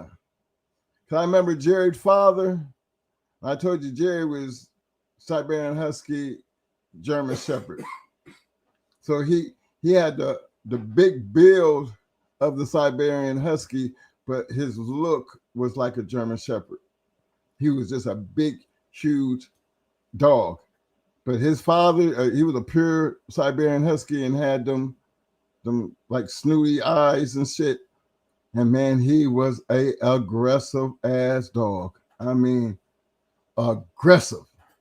And that, not being around Siberian Huskies, they really are a very, very aggressive dog. Them dogs fight wolves, man. So, and you see what a real wolf look like. You see it. You need a Siberian Husky on his ass. Big shout out to my man, Mr. Burning Star in the house. What up, fam? He said we had half Timberwolf, Alaskan Malamutes, big dogs. We sent ours to the country. They were killing dogs in the hood when they got out, eating their guts. The hybrids aren't a joke. Yeah. See, Mo had to remind me of that because Mo was just, hey, Mike, look, them ain't just wolves, them hybrids, man. Okay. I don't really understand the difference, but I know these dogs were aggressive. But they were good around the family. But man, I can't see how you gonna be fighting a big dog like the Malinois, and we've been training dogs all for years, man. I don't. First of all, I can't even see how y'all letting them kind of dogs get off chains where they can even get off a chain. Them kind of dogs is loose in the public, man. God knows, man. That's trouble all day. Yeah, that's like Gizmo. You know the story Mo just told you about when Gizmo got loose in the house? And when a dog takes over the house, and we dog trainers now, but see, certain dogs had a certain purpose. Gizmo never had a purpose. He was a riot dog. He wasn't like Apollo and Zeus and all of them. No, he was one of them. If you cut him loose, he fixing to clear the whole parking lot. So when he got loose in the house, that's basically, it was like cutting him loose in a parking lot. And we knew when we cut him loose, he wasn't going to come back, when we tell him to come back. So when we cut Gizmo loose generally on anything or in them situations, we was cutting Gizmo loose, but Gizmo had this long ass leash. When we unclip that leash, then that means he's fixing to go do some shit. But very seldom did we ever have to unclip him. As long as we had him on a leash, we had control. The minute that dog knew he was off that leash, you was gonna catch hell getting him back on that leash. I mean, it's a fight. You better have the whole fight suit on because it's fixing to go down. And he wasn't no little bitty Rottweiler either. He was aggressive, man. I mean, that Rocco too. That's Rocco was the only dog that we ever had to put down after growing up with us as a puppy and everything. Them Rottweilers, they have them little them temperaments just wasn't right, and he was just one of them. Now it might have been because of how he was bred, because he did come from some big ass kennel, and they kept their bloodline straight. But I had Hans, and I think he came from the same place. I know they both looked the same, but they were both aggressive as hell. But for those, I heard everybody talking about Drummond Pinchers. I think it was one of the shows I was watching. But believe it or not, Mo's dog Apollo could produce. I seen him father. There's a picture that Mo had. I think he still has. I'm gonna have him break it out one day, where he had every color of a Drummond Pinscher: the red, the fawn, the blue, and the black. The only 4 colors. Now remember, I think they call the blue, blue, but I remember the fawn and the blue was totally different than each other. Yeah, because that fawn, they just damn near white. They looked white. And I seen a picture somebody had put up. But yeah, we had every color that came, and all of them, the father of these dogs was Apollo. a dog that Mo had in North Carolina, and of all the dogs he's ever owned, including these pit bulls, I still believe that was going to be always his best dog he ever had. Because if anybody knew Mo, everybody knew Apollo. Apollo was so cold, we could, back in our young days, we was, we was hustlers, man. And Mo, he could get out at the mall, and the dog would walk Mo all the way to the door of the mall, and then Mo tell him to go back and get in the car, and that dog, regardless of where he parked it in that parking lot, that dog was going to be in that car when we got back. And he had one of them, he had the box type Cadillac Trues and Vogues with the Daytons on them, but he used to leave the window down with Apollo in there. Because nobody was ever going to get that car. And Mo could be standing at the damn entrance of the parking lot at a mall, call Apollo, and Apollo going to show up. He going to jump out that car, run to where Mo at, and walk right back to the car.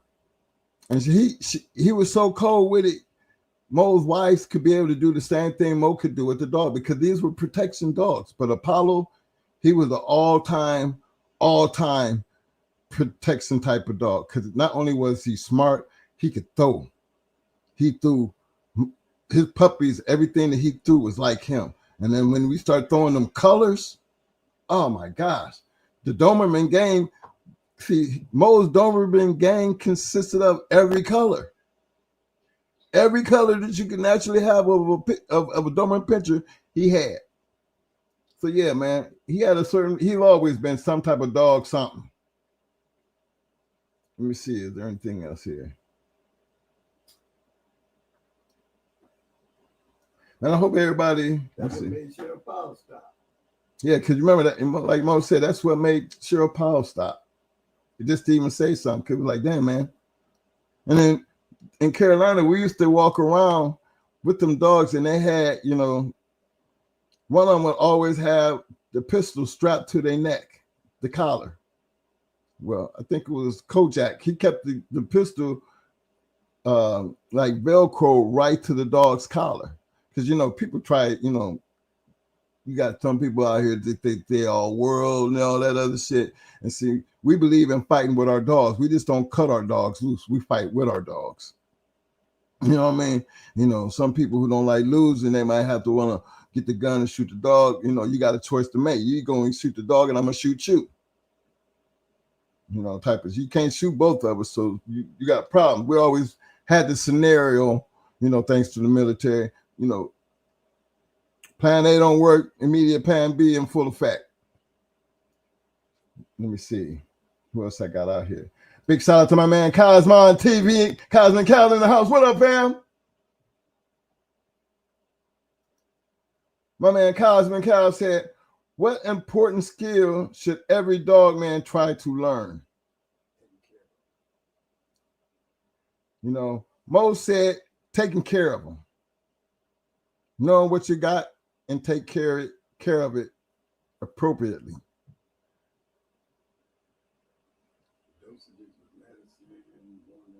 I guess that's that's the most important that I would think of too.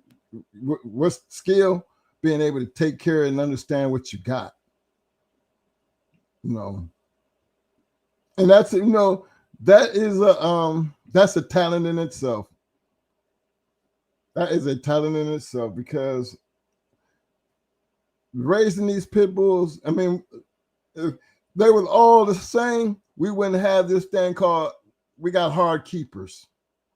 We got a couple man biters. We got a couple, names that we can give these motherfucking dogs over here.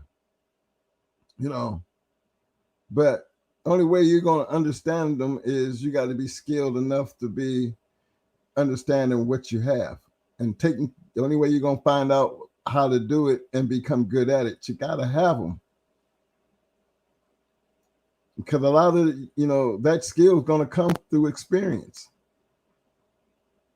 And not being all dogs ain't the same, well, all breeds ain't the same either. So you can't raise them all the same way. So I think that the most important skill would be being able to take care of them. Because remember, you got all kinds of shit that come with these pit bulls, skin diseases. Their immunity system is always fucked. I mean, you can have dogs that live out in the wild, don't have no problems. But boy, you got a goddamn pit bull. This bloodline is so goddamn tight from all the years of breeding these motherfuckers and shit. Their immune system, they catch anything, they cough on them motherfuckers, they turn around and get sick. Some bloodlines of this, their immunity is just shitty. Let me see who else I got out here. Big shout out to my man, Mr. Burning Star. Pit dog in the house, Super Fun, my brother. I see you. El Grant, the one. What up, fam? He said Tiberian Master. You right, Mo. He got it. I just caught up with it. Talk of the City got the same thing. I see it. I see you guys. I'm just getting down the list. Let me see. My man, Mr. Burning Star said, sad state of affairs there. Our state law is written in a manner, if your dog runs off your property and attacks my dog, I can unalive the dog and my dog can defend itself or me. Well, if your dog run off the yard and I'm in the street and that a dog attacks, yeah, we can kill that dog if he off the yard. But if your dog, when I'm walking down the street and my dog running in your yard, your dog can kill my dog and there's nothing I could do. And I think that's why I noticed about the Florida law, the one that just passed, you can kill anything on your yard. But if your dog is anywhere off your property, regardless of what the situation is, if it bites anyone, attacks anyone, or kills anyone, that's dog, it don't matter. Shit. I'm trying to see if they even got the squirrel involved. If somebody seeing my dog happen to run after a squirrel and attack the squirrel, is they gonna charge me with a misdemeanor because my dog it caught the squirrel and killed the squirrel? Type of shit. It's a lot of open and closed ends that they were, as I was listening to the law, that, like Mo said, they're just gonna have to run the courts. But yeah, that's a sad thing. And then if your dog off the yard and somebody can kill your dog, even if your dog is just happen to be is a friendly dog, but everybody people don't know if your dog friendly or not. My dog there's a man that walks down my street every day. He's an older man. He got to be at least 90 years old, but he walks. But every time he walks by my house, he expects to see my pit bull run up to him and say hi. Even if I happen to be standing out there and he said, where's she at? And I call her to the door and I let her run out to him because I think that makes his day. But the average person and they see her run out the door and run up the, like that, they try to get away from it because they don't know what she gonna do. He knows, he's not afraid of her. That's their relationship. But imagine somebody who don't know that and they see her run out there like that and they trying to run from her and run out there, run out there and step into the street, getting away from the dog and get hit by a car. See, that's the only thing I fear why I don't let my dogs do that type of shit. Because Mo will always tell me, Mike, she's gonna hurt somebody, because people just don't know. And so that's why I keep a shot collar on her because of my finger on that button. Now she got hella prey drive, but then, she's learned not to see human beings and run up and looking for love type of shit because she's a real lovable dog. But then she's she picks and chooses who she gonna be cool with, and that's the part about her I don't like. She's not a people biter, but she's one of them. More call them stress biters. Let me see.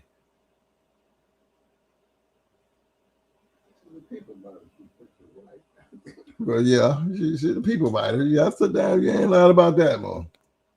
Okay, I'm gonna let Mo get some time in right quick, man. I'm trying to catch up on big shout out to my man, Blackheart Kennels. I see you. What up, fam?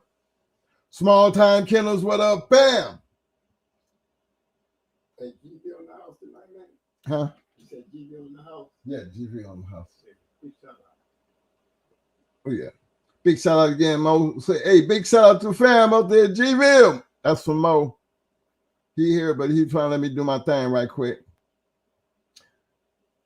Blackheart Kennel said, what's bad and good about the Shorty Cowboy line? Well, I'm going to turn this over to Mo because he know a little bit more about him. I just think the Shorty Cowboy line, if you just actually look at Shorty Cowboy, you should already see what's one of the bads about it. So, right, I mean, you know, if I can answer that one, then shit, that's a thing enough because I know you know a Shorty Cowboy dog. That is just, come on now. That's just not normal. I'm just saying. But I'm gonna let Mo get into that. Let me run down this line. Make sure I want to make sure I get everybody in here. Taking care of them dogs. Can't have dogs in bad shape.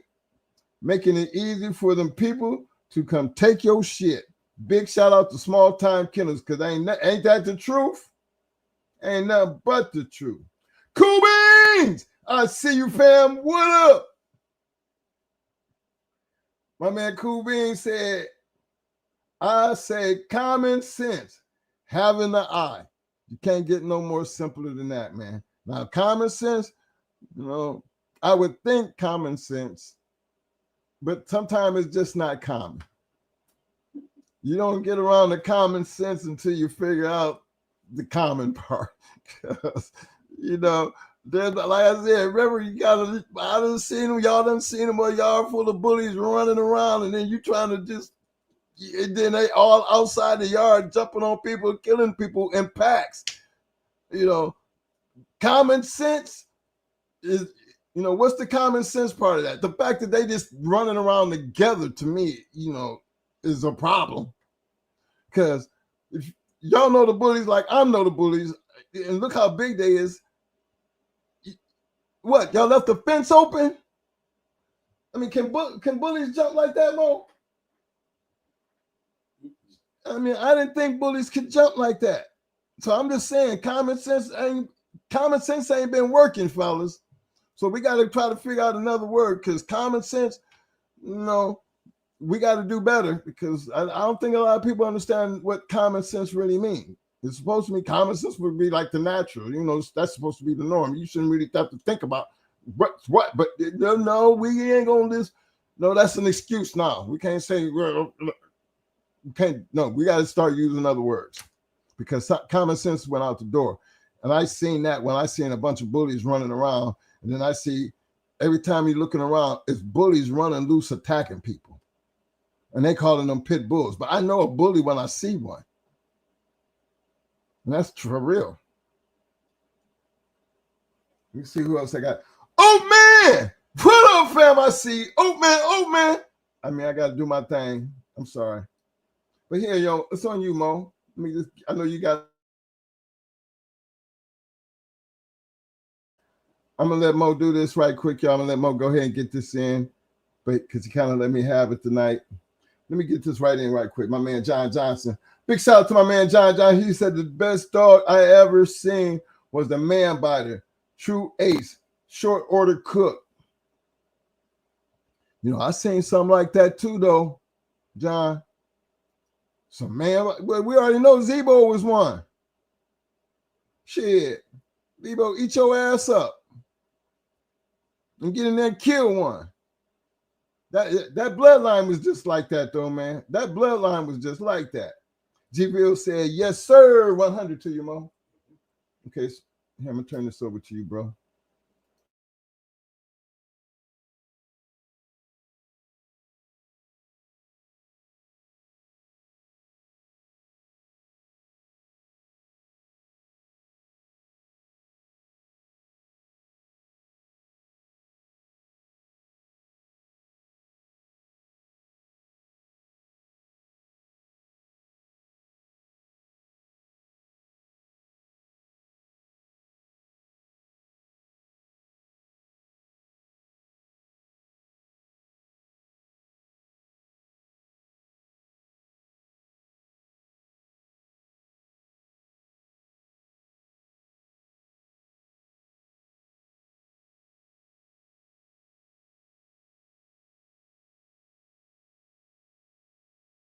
All right, y'all. I'm in the house.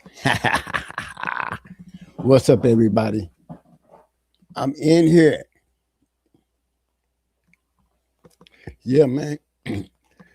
Knowing how to take care of them dogs. I get a lot of calls, y'all. And I be telling y'all about them damn microscopes. I be trying to tell y'all about them microscopes. You know, gotta have your microscope. You want to be a great dog, man, and have a good yard, get you a microscope. What is wrong with that? The money y'all spend in dog food and chains and houses and all them things right there, and yet you still ain't got a microscope. Or if I get my dog, I warn my dogs. Yeah, I bet you do.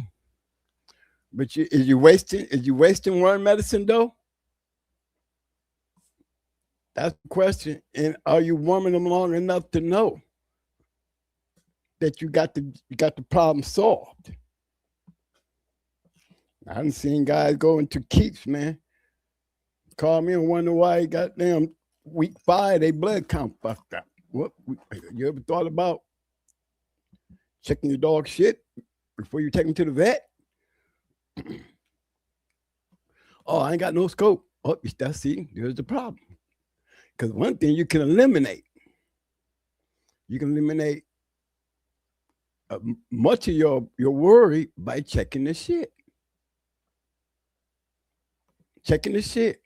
Let's talk about these doses. You know what I'm saying? I've seen more people give a dog a 40-pound dog the same thing you would give a 60-pound dog. I've seen them give a 30-pound dog doses that you give a 45-pound dog. It don't matter. It's all good. But is it? Because every time you OD your dog, it's like ODing a human being too. It will have consequences, especially if it's, you know, you're not doing it right. You're going to see underlying problems later on. Same with the Apbt. If you're not doing the Apbt right, you will have consequences. Okay? Those are important things for you guys to really understand and remember, you know, as we start this thing off right.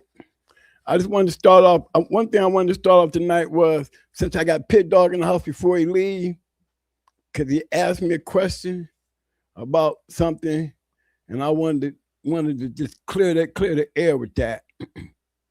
Since I had him on there, because you know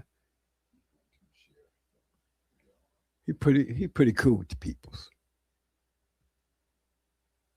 Let me get here. I'll be right here with y'all in just a second here. Let me see if it happened. If it worked for me. Yeah, it worked for me, money. Oh shit. My phone. I have to slide it this way. I just want to show them the bottom part of it. The only thing I'm trying to show here at the bottom is that match 1574.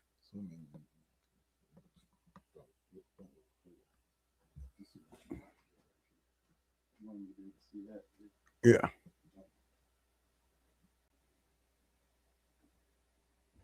Okay, I'll zoom on this now.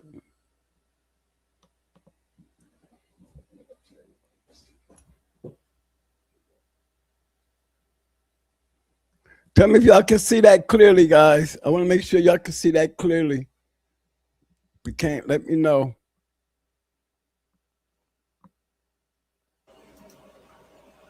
Big shout out to my man Elevated Kennels in the house. What up, fam?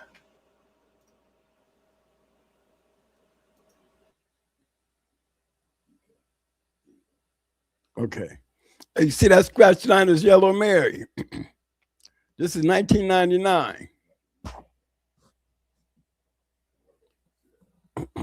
1999. Okay. Remember the Missouri 500 happened in 2003. 2003, 2004. Okay. Scratch line is Yellow Mary. So we know these dudes can't be FBI. Not in 1999. Not in 1999, y'all. Okay. Okay, Pit Dog. I wanted to show you that. I'm gonna show you something else too, though. But I want, somebody said, what you asked me about them being FBI. I said, well, if they was FBI, they sure as hell could have been the FBI in 1999. Not in 1999. Okay? And you see that is a registered match. That's the one with them a yellow bug dog out of that Clean Mary. Matter of fact, that dog was literally made to Trina, Mike. Okay? Here go another one. 1999. See that? 1999. Grand Champion Buddy. Dog of the Year. Now, Dog of the Year 1998. Okay? So we know that they can't be FBI. I mean, that's not FBI. Okay? Pit Dog, you good friends with these dudes, ain't you? And I'm tell you why Pit Dog good friends with them. Hold on, let me straighten this out just a little bit more. I just want y'all to see something very important down here at the bottom. That's a New Jersey area code. It's a Jersey area code. Not Missouri, not Texas. You know what I'm saying? Not Florida, where these raids was taking place. All right? So I just wanted to put that to rest and give y'all some weaponry the next time, or you know where it started at, go correct that. Because that's a terrible name to put on such a great kennel. FBI. Come on, y'all. They got 2 pages here in 1999.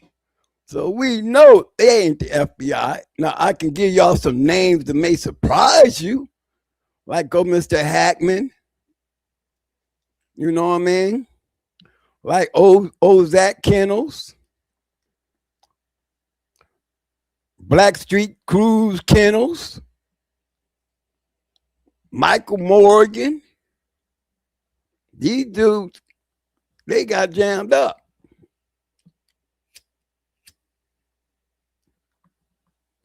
And a couple more of them. But it was Hackman that opened up the door. And they in St. Louis, so that even made it worse because with Hackman, Backstreet Cruise, they bought Bulldog, they bought dogs from him. Not only did they buy dogs, he was putting dogs on their yard. But it didn't much happen. He got 2 years. As a matter of fact, he got 2 years. That was probably the stiffest sentence Backstreet Cruise got. He got 2 years. But shit, Hackman didn't get that much. 16 months and 4 months. Yeah, Hackman got 16 months. Yeah. The most, based on that group of guys now. There was another group now. There was another group. They went around. And like they said, they did 80 matches, you know what I'm saying? And 80 of them matches, they was out there. They wasn't selling dogs, they was buying dogs. The popos, they was buying them. Had a farm and everything. Raising them and everything. So I just wanted to bring that out there. Then I had Pit Dog in, and when he asked me about it, and he did stand up and step up, and he know their names. He can put the name down if you want to, cause they free to go, because they sure ain't no FBI guys. So I just wanted to put that fire out. You know what I'm saying? So y'all would just know that for future references. He was Grand Champion Buddy Dog of the Year in 1998, was not owned by the FBI. Okay. Now I wanted to go in some of these books, even in they shit, I would like to know how these dogs ever turn out though while we up here looking around at them. You know what I'm saying? Luke Kane to that scratch liners Cherry. You know, I just want to go in and just pull her up. Let me see if I can get in there and just pull up a pad online and see if the dogs produce. You know, this is one of them things that I would like to do with a couple of these pedigrees up in here. You know, I think it would be interesting while we nosing around, messing with them. You know what I'm saying? I'm going to keep it up till I get next one together. So hold on here. Let me get my pairs online together right quick. Okay. Scratch liners Cherry.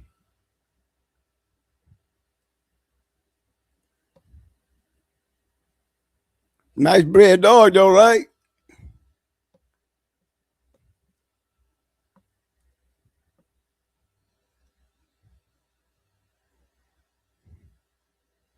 Well, I see Betty.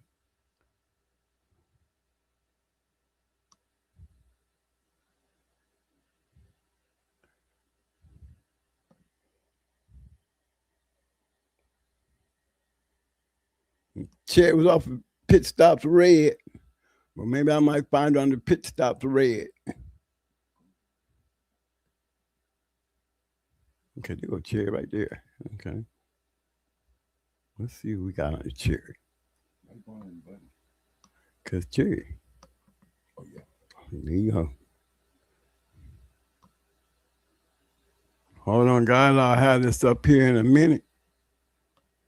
Okay. No. I go back over here. Right, Mike? Mm-hmm.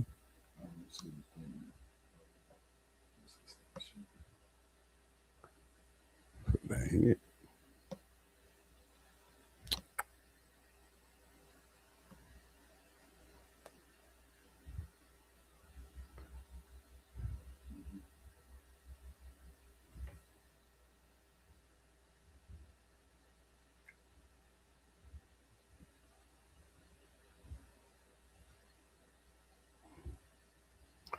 So we'll stop sharing it.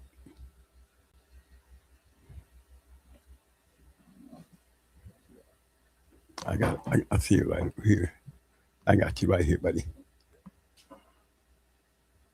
Okay.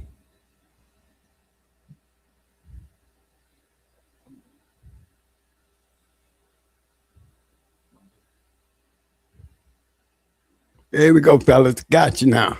There we go. Scotland's Cherry right here. We see they bred Buddy to her.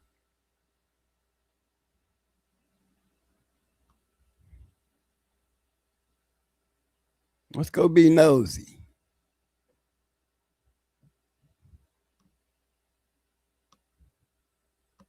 Nice little breed, wouldn't you say, guys?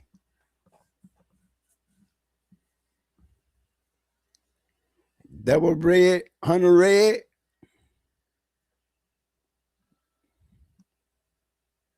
Okay, let's go check and see what we get out of her.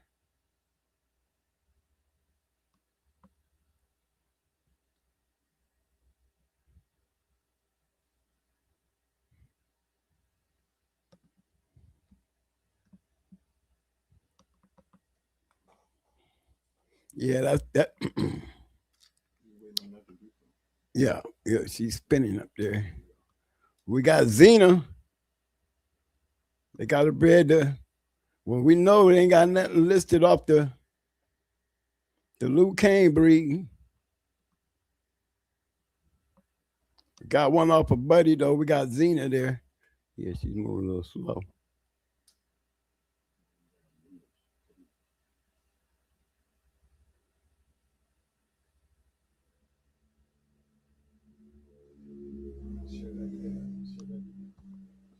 What was that?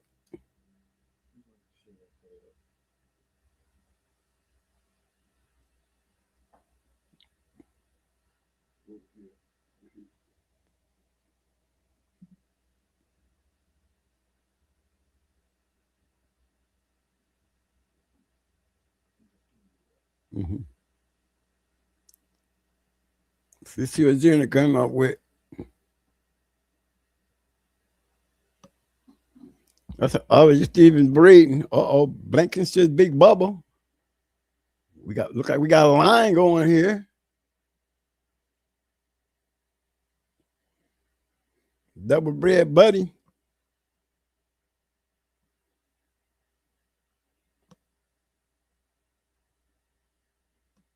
Nope. See, it looks good on paper though. It looked good on paper, but we talking about bulldoggers. So you know, this is about far as we go. It didn't make it. It wasn't worthy enough to make it to the pits. They got everything else over here now. Come on now. They got everything else over here.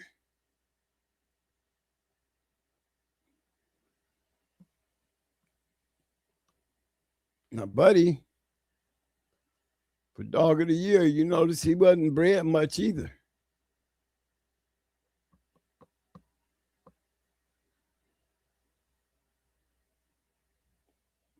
You know, maybe because they just wasn't out there. Now that I can see that little bud, that champion little bud. That was a good one. He produced a good one.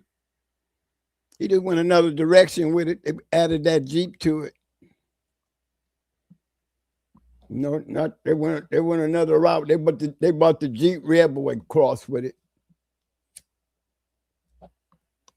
Why did it work? I mean, look at all the ROMs in the shit. I mean, give me something. You got a champion coming down off of Tab, Peanut, and she was a pretty rough one too, y'all. Then you got Buddy. That's that Ozzie Stevens stuff.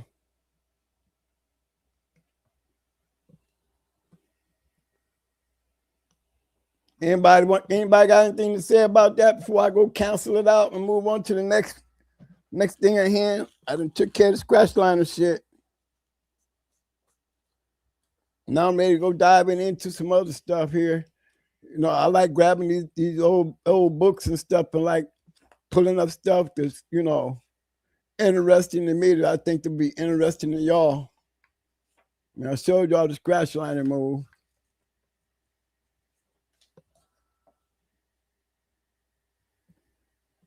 Now I'm gonna pick on another kennel back there in 1999.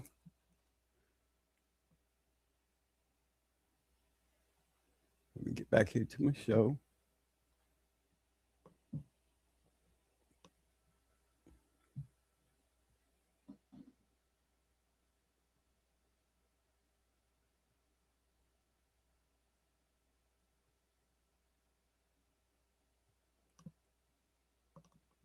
There's another one I want to just point out to y'all. See if I can get it up here.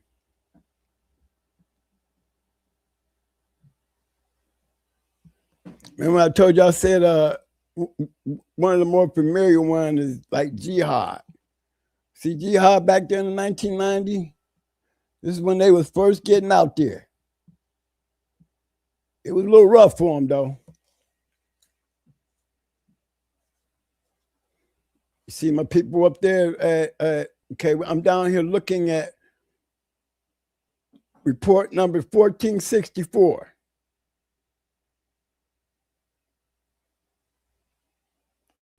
$14.54.64. Okay.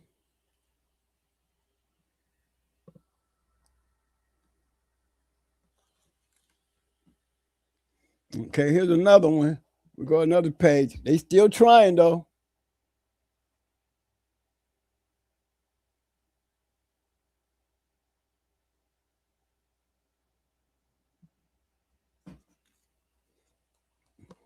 Jihad. They went into that BOP kennel.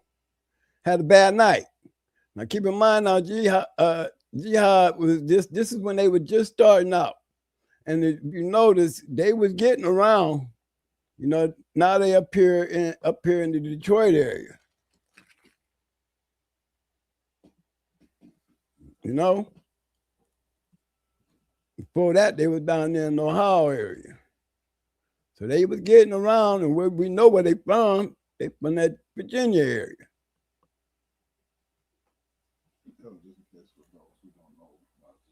You know, if y'all know about Jihad, they was the one, you know, that was the guy that worked for the Defense Department. Second highest position in the Defense Department in the Pentagon. But when they first came out, you see they had they bumps. But see, look at BOP up here at the top end of it. I can see it. Let me see if I can move it down some.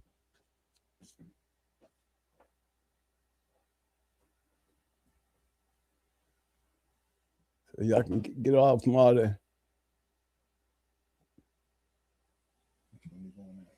See that? That Ozzie Stevens? No. Right there, Ozzie Stevens going into him. The original Crip Boys. Grady, a two-time winner by Grand Champion Virgil Pagan, a one-time winner by Professor Good. And that True Colors of the referee. But they was in there now. War over at 55. Iceman ahead 20. Whitehead don't go at 29. What was that other? That other one was a pretty good one though. You know, the other one they went an hour and 45. You know, I just want to point that out for all you fellas down there in Baltimore. You know, that's a legendary dude right there.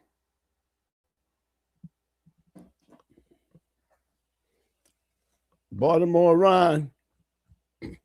He did a lot of dogs back then. You know, he lost his life at a show. The baddest dog he whooped was Maybelline, though. That Maybelline dog, they really thought she was gonna be a good one. They thought they had one for her ass. They got shocked on that one. Yeah, they did. They got shocked.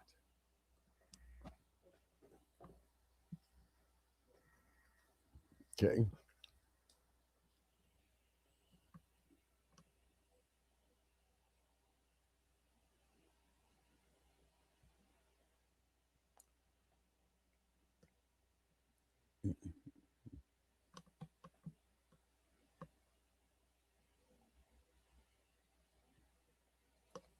Well, you know, I can never find that stop sharing thing.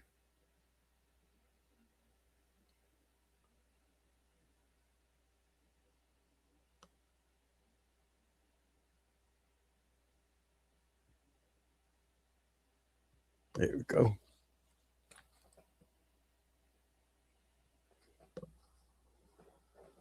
Okay. Yeah, man. Uh-oh. Hey, Mike. Mike. Because I ain't got nothing on the screen. Yeah. Okay. So I'm still in? I'm still there? Okay, as long as I'm still there. Okay.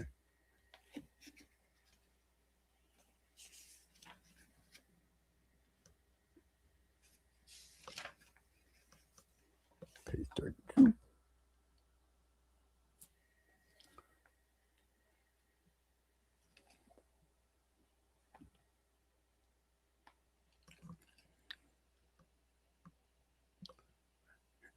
Here's another one, guys.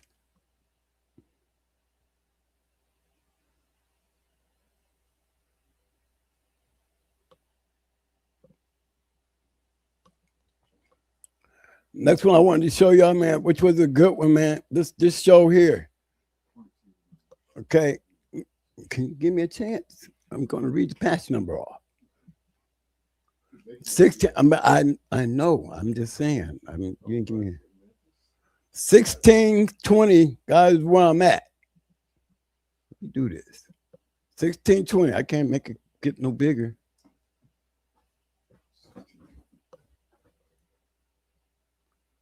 Yeah, I got the mouse. You need to go sit down somewhere. They can't see the mouse. They can't see the mouse. I'm looking at the screen right there. They can't see that. No. Well, I said 1620. 1620, y'all, 1621, 1622, 1623 was a big, nice show. Okay. The best part of the show was when Bumpy Johnson beat that Masterpiece Grand Champion Shiesty. Yeah, that was a good one. Yes, sir. That was a good one.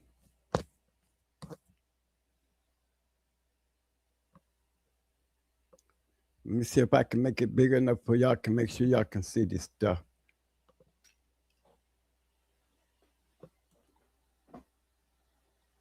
I'm getting the hang of it now.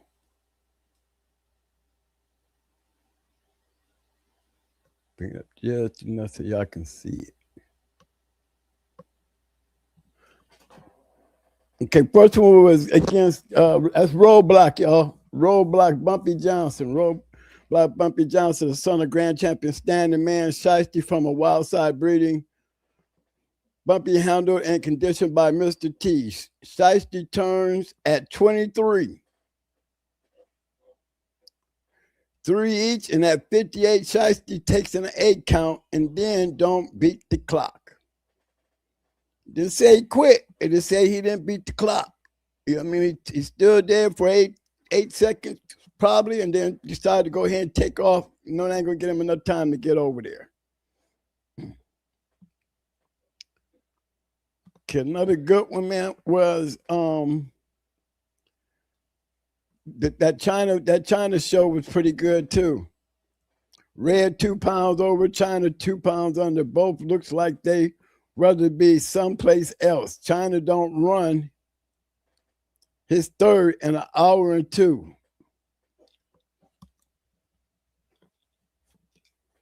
Then you have Roadblock again against the Gravedigger.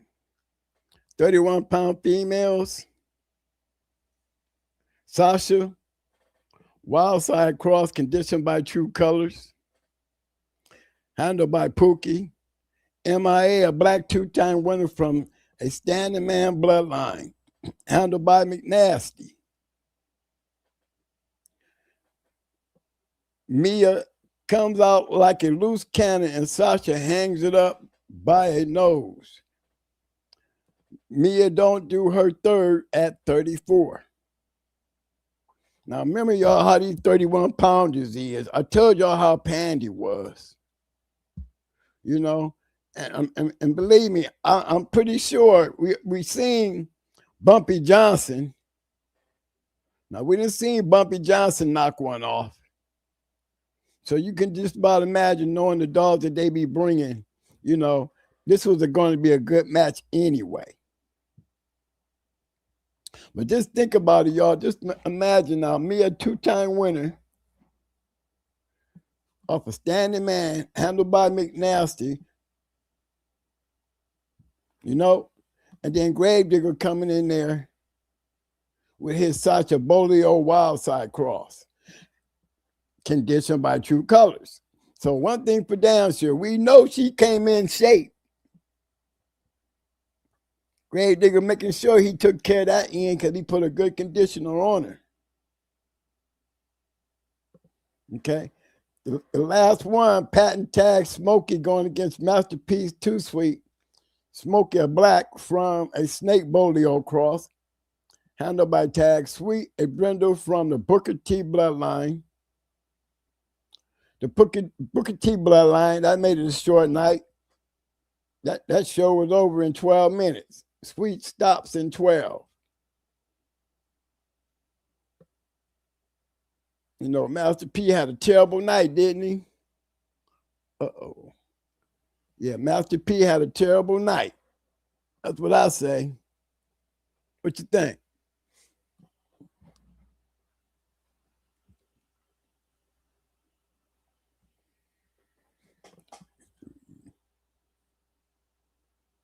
Okay, guys, I'm gonna swing down and look at the chats here in a minute.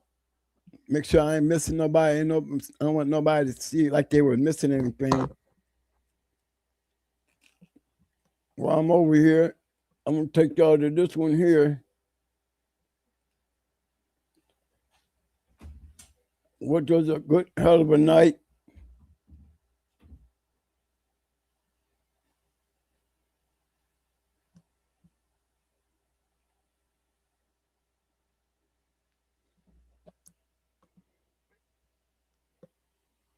That Deep South 1627. That's 1627. There you go. 1627. This was a good match. I'm gonna dive in and I'm gonna pull up that red dog and show you how he produced too. This is the dog that they got when they sold Lucan to STP. This is one of the dogs they bought back. That dog also won Best in Show that night. Red by champion Black Pass Jr. out of STP's Mary Lou, even at 30. Then Red gets ahead and stay there until the 2 hour 30 mark, 35 mark when Crunch was counted out. Good match. So it definitely let you know they gave up a good one and they bought back a good one.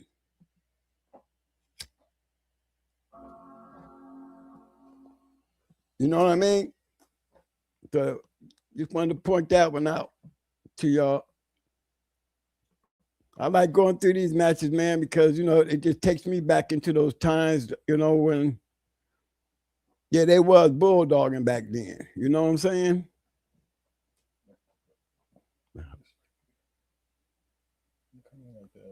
Yeah.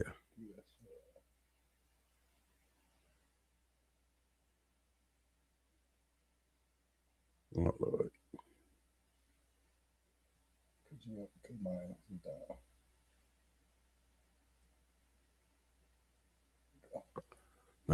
What did you click when you did that? Get me back in. Yeah. Yeah. Okay. Here, I'll keep it going though, y'all. Yeah. Now my next move here, y'all, while we at it, while I'm at it, I'm gonna run over here and I'm gonna go grab old Deep South Red Dog right quick for y'all. Let's go see what he did.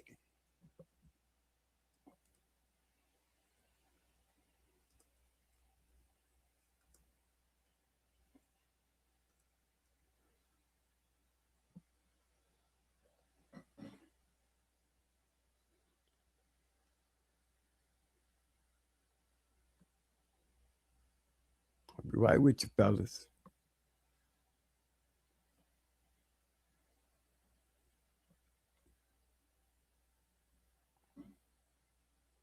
Now, while it's doing that, I can go give it a share, right, Mike? Where's the share thing at? Maybe it's down further. There you go.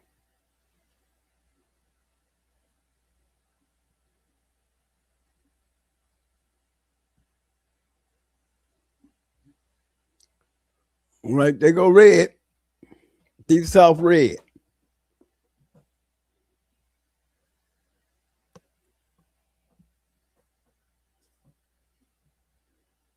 Won his first in 2 hours and 47. Beat a STP. Look how he bred. Look how it's bred. You know, that was one of, like I said, that was one of the dogs that was part of the deal when they sold Luke Kane to STP.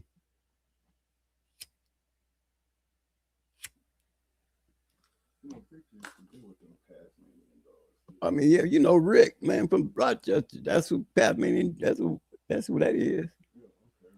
Yeah, Chambers. Yeah, Rochester. Yeah.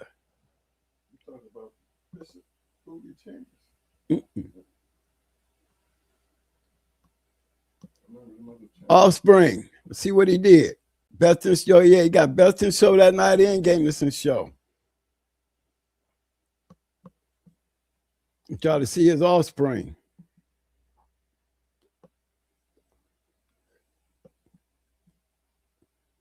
sorry, y'all moving a little slow here, but I'm trying to catch it to slow it down. Okay, you see those two dogs right there? One of those matches y'all seen me referee in one of the books I showed the last show. Champion Trina and a Little May brother, Champion Dum Dum. You know, one of those matches I was talking about in one of them shows was Champion Dum Dum when he went into that dog. I said, remember that dog I was talking about? Godzilla with the whole community was there. They had bleachers all up in the spot. Yeah, the dog turned. He went on to win his championship, and Trina, she won her first match going into 4-time winner, Big Thickest Champion Mallory, going for her grand championship. One of her Big Thickest Mallory in under an hour, stopped her. Took out her breeding. Interesting, huh? So he got a good deal, didn't he? That was, you know, it wasn't just money. He got him a good dog too. Picked up 2 good champions out of that, male and a female. The Kai bred it though. Remember, they got Gent on the yard. Gent on the yard with Twisted in there.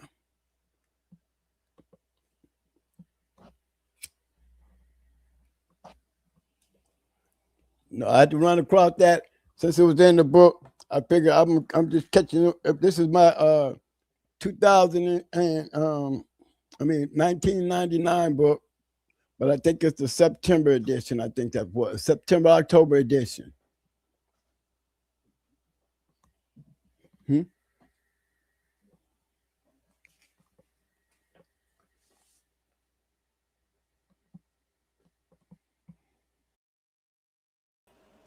Big shout out to my man Lucky Orion in the house. What up, fam? Lucky said Baltimore Orion got those 2 female champions bred from Jack Brown out of Rialto, California. You're right, my friend. You're right, bro. See, there's some people out here that know what's going on. That's why I be like doing that. You know, you can get insight. Give y'all some good insight. Good information there. Okay, let me stop my sharing. I got something else for you.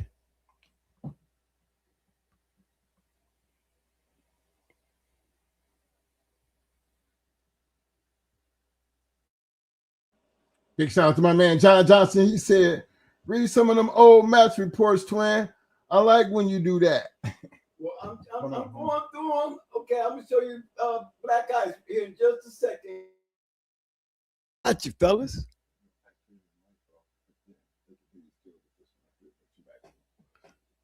Okay. All right, I'm in a good place. I'm in a good place.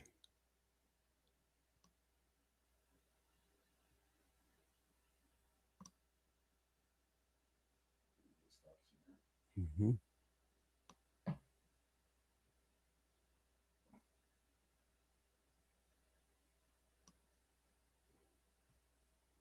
Okay, I'm gonna give you a nice, here a good one for you.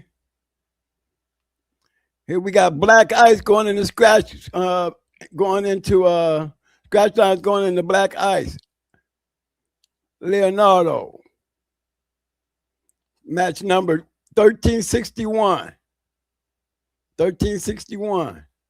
Scratch lines Red Man versus Black Ice Leonardo. Red Man was from a Boomerang bloodline. Leonardo was sired by Burn Stumpy and Hell on Earth champion Selena. Okay, outcome of that match, y'all, was Leonardo beat Red Man.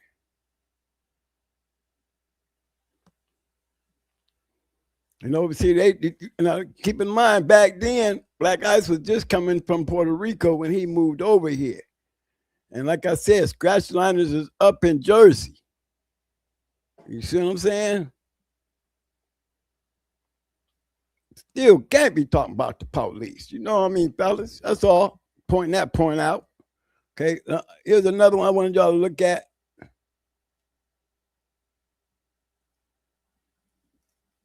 This kennel here. I know y'all done seen, I think they even got a book out.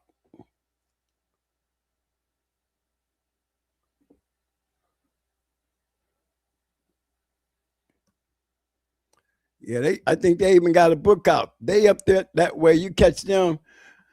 Remember in the last show I had them up there. They had a show down in Ohio. Now you see, you got Super Kennels, you got Mr. Link, and then you got Steve. You know, these are travelers.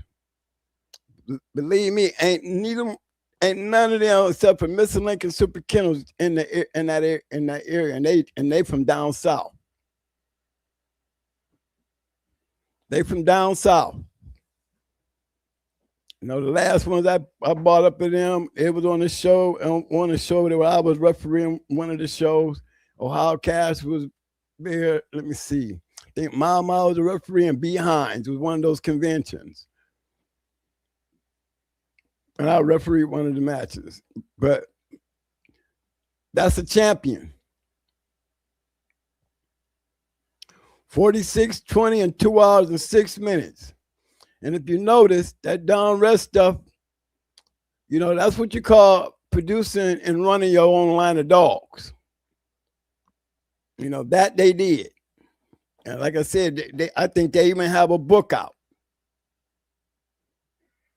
You know, they was real strong on that Eli stuff. I got another champion before we close up on them for the night. I got one more champion to show y'all. Huh?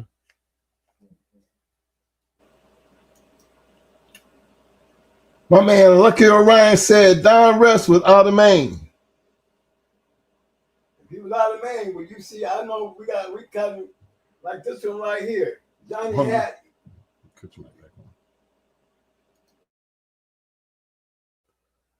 Well, he was, like I was saying, you know, I did say they traveled. Because that North Hills Kennels Big Mouth referee Johnny Hat, and you see that Behinds, they down in Ohio doing those. They came down to Ohio to do that show. On that same card, I was refereeing. Ohio Cass was refereeing one of the matches, and I was refereeing another. But see, that's two occasions that they were down in Ohio. So they were traveling. They traveled. And as you can see, they still running on their line. Champion, he made with Behind, he went 44. With North Hill, Mr. Mouth didn't do him too much good. When an hour 18, but at least he was there. Everybody else got mopped. Tyson, 24. Johnny Hat, he was from Akron, from where we were from. And he had those, when we was talking about him, he had that Damien dog. You know, he had a dog that Damien and Night Train and all these dogs came down off of this dog he had. It was a dog that James Pope had produced. And Johnny Hat had the daddy to Ratchet, you know, the dog I talked about that beat Pope's Joe Red dog, came down off of Daz. Daz came down off of that dog Johnny Hat had. There were some black dogs, good match dogs. You know, the stifles was, you know, I didn't like the stifles though. You know, these were them big head dogs that had those little weak back stifles and shit, little bony stifles, you know, bony back end. But boy, they could bite. They could bite. You know, Johnny, he's gone now. Rest in peace, Johnny. But I see an Akron homie up there. I'm gonna put it in there. Also, just showing you, man, this is the fast lane, and these are the guys that I be talking about. A lot of these guys you see me pulling up here. What do y'all see? You see that these guys are traveling around doing this stuff.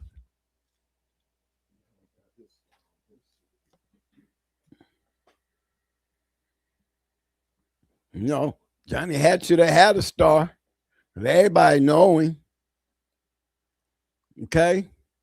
Let me keep it going. I'm going to go back to read some more matches off. Give y'all some that y'all might recognize these guys here.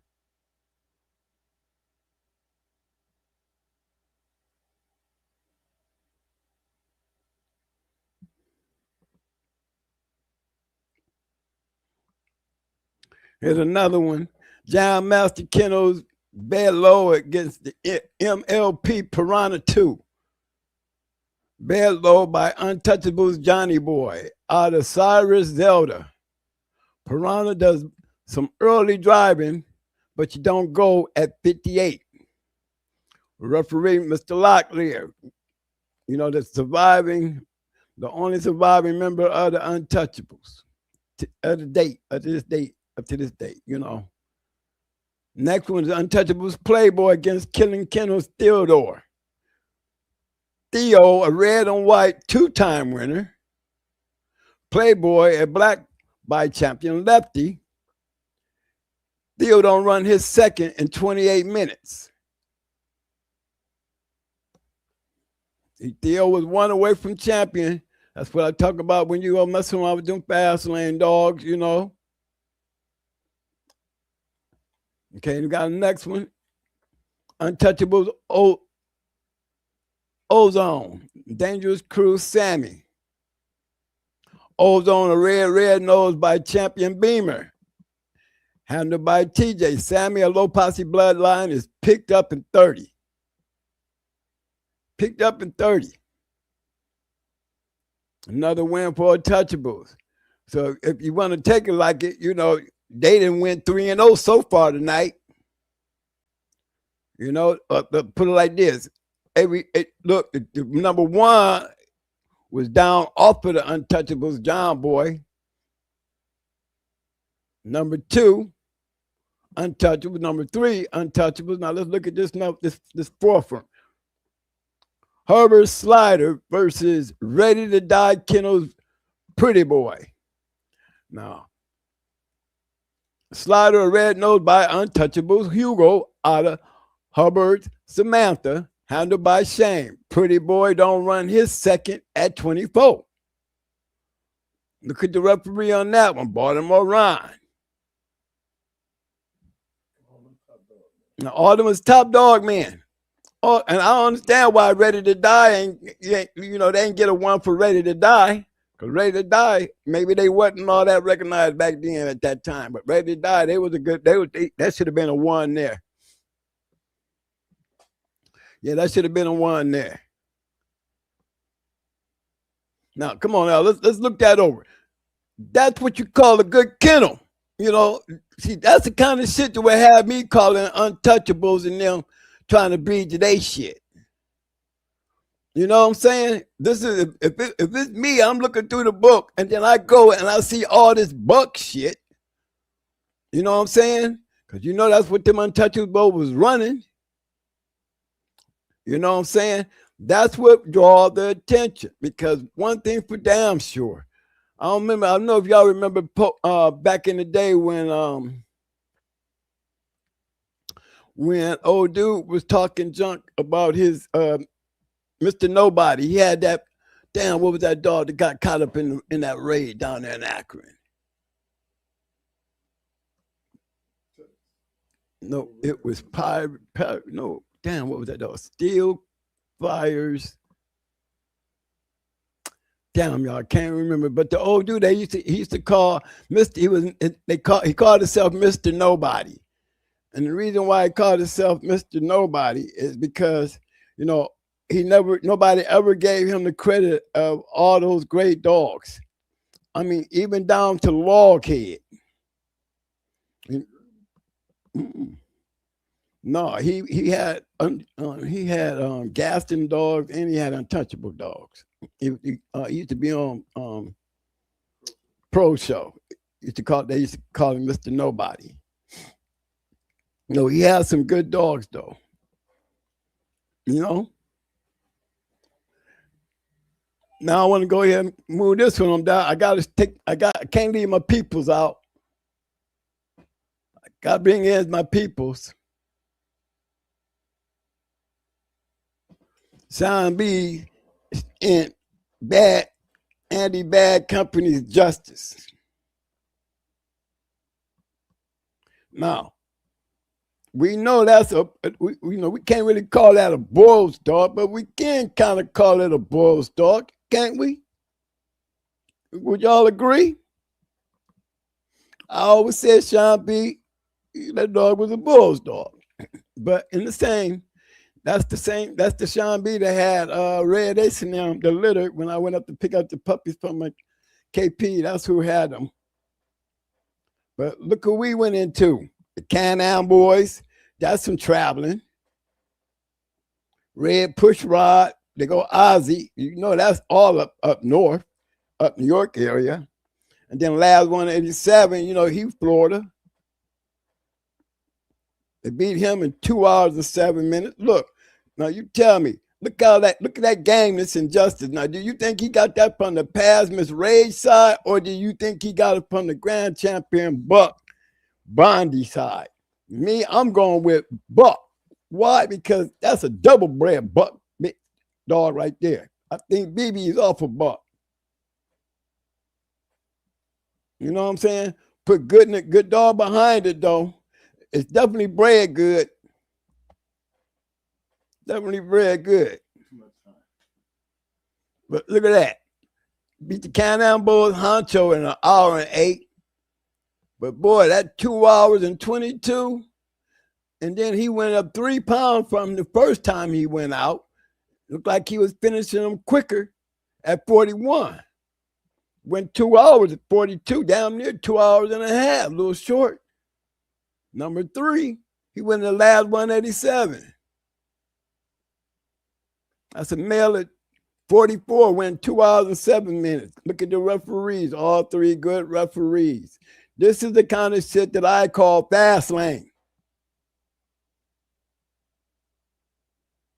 You know, and these are different parts of the country. You know what I mean? These are different guys from different areas of the country.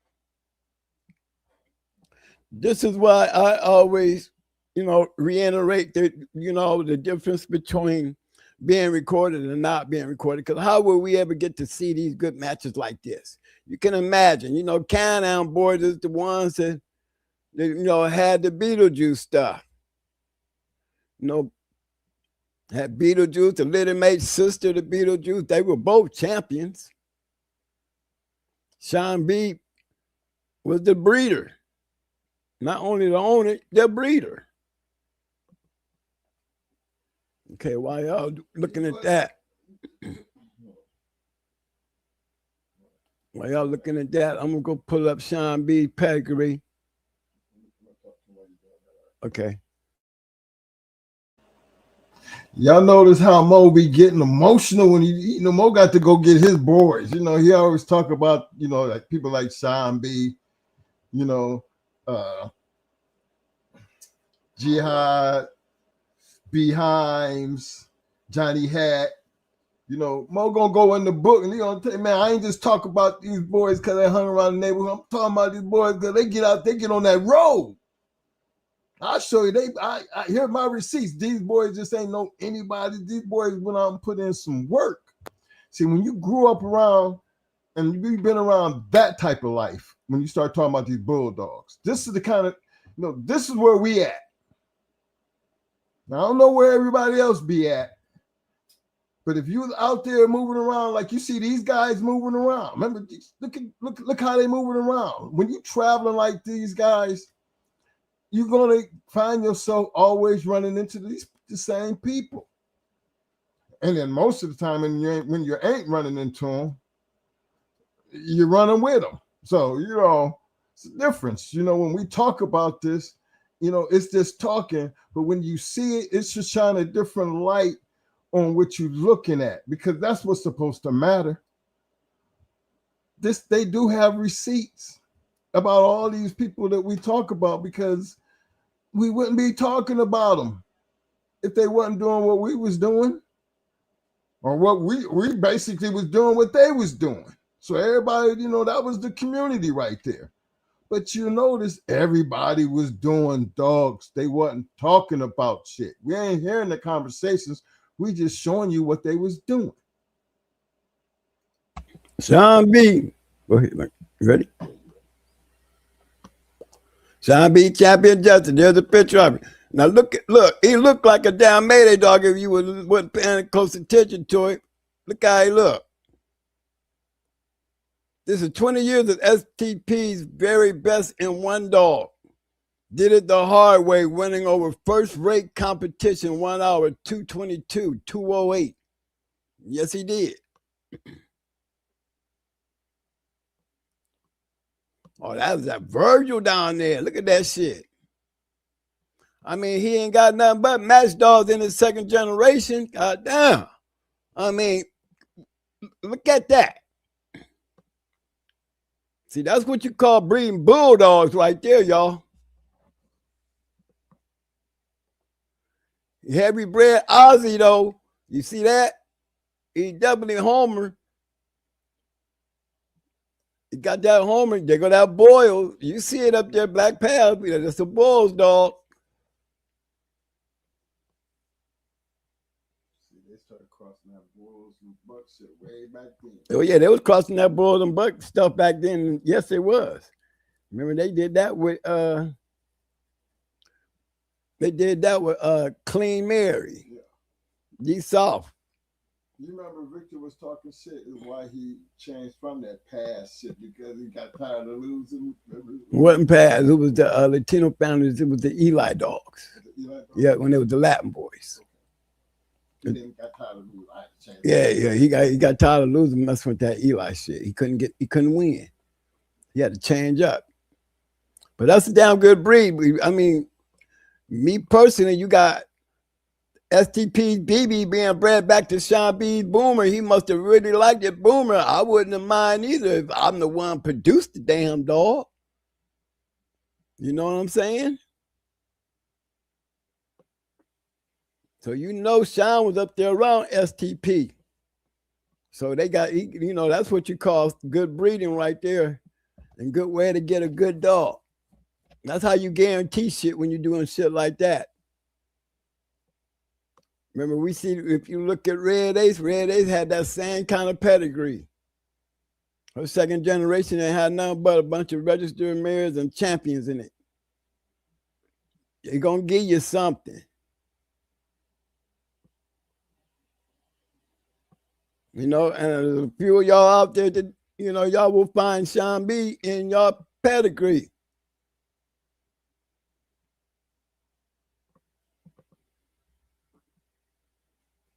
Yes, sir. I'm open for comments. Before we leave, if anybody want to speak up and take a shot at it. You know, Sean B was bred a lot.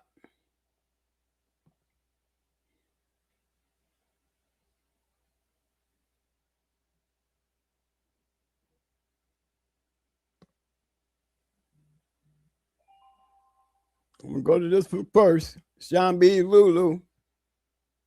Go to this first champion here.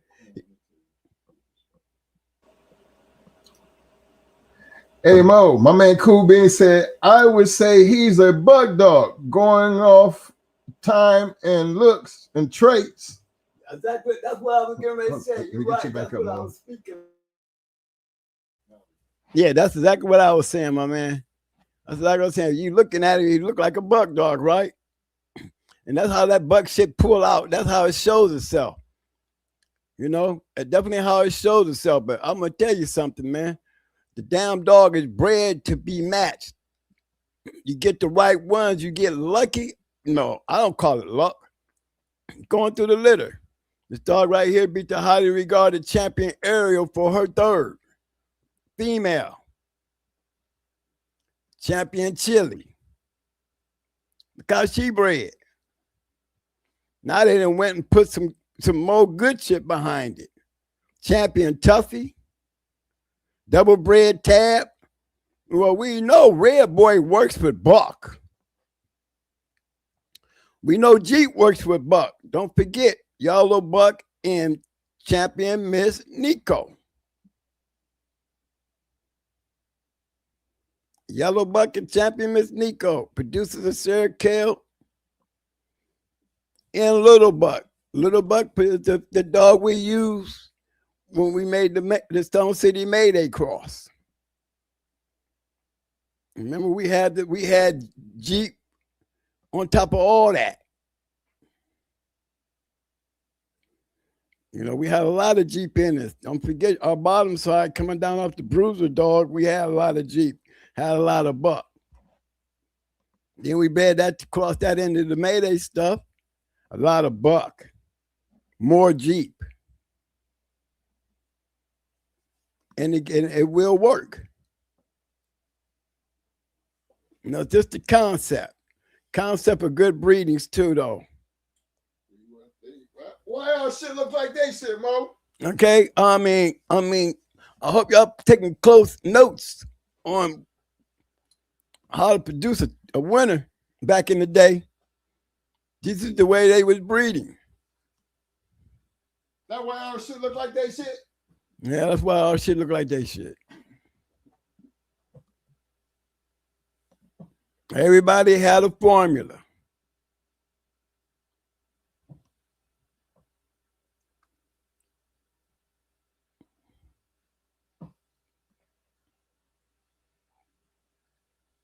The Costa Noche boy is Bully.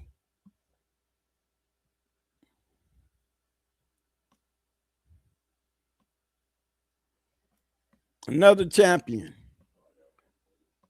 Okay. Shout out to my man, the Stoic Dog, man. He said, why are we not calling him a blend? He was not a bull's dog. I spoke on the bull stuff. Only reason I spoke on the bull is because of Pass. You know, that's all Pass. Black Pass still was a good dog now.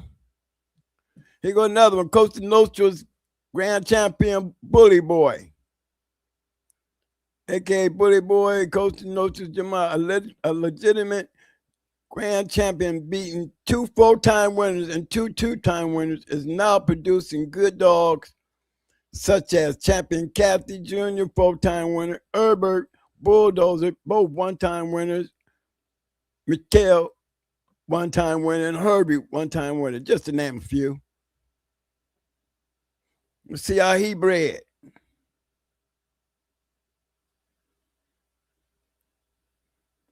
Okay, so you know it worked. We see it worked. So that's 2 champions, 1 grand champion, 1 champion. Are the same, almost not the same litter, because I think that bottom, yeah, Lulu was the mama, yeah, it was the same litter mates. Sean B, all over that bitch.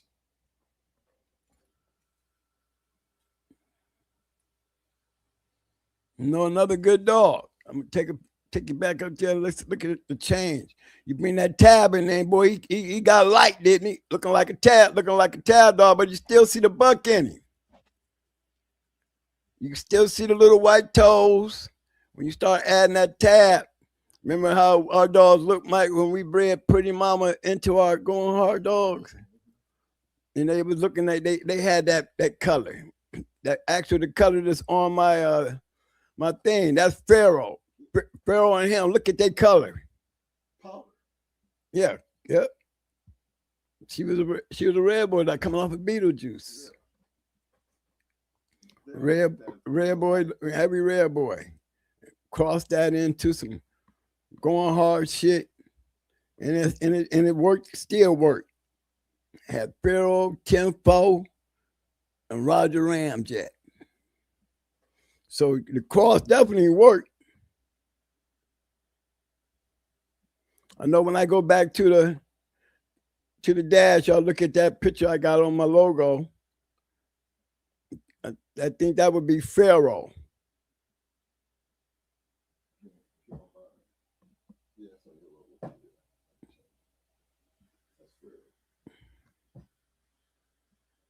Another nice breed.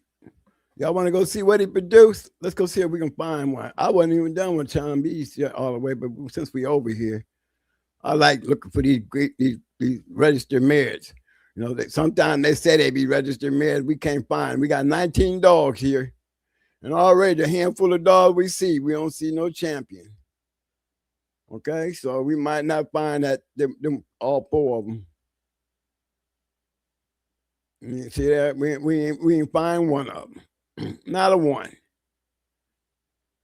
You know, could be all women there somewhere, but we don't see it out here where we can enjoy what it took. You know what I mean?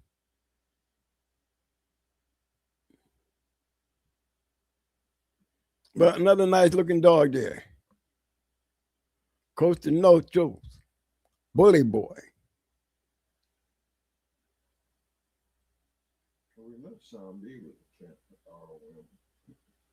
Oh yeah, Sean B was definitely all.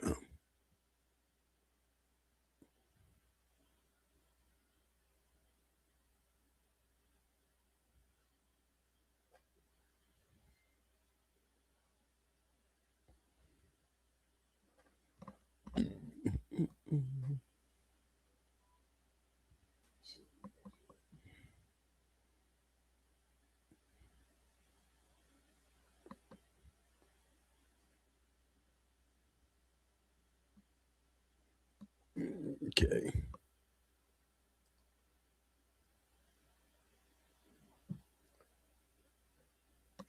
Yep. Now we got grand champion Deep Towns Justice Jr.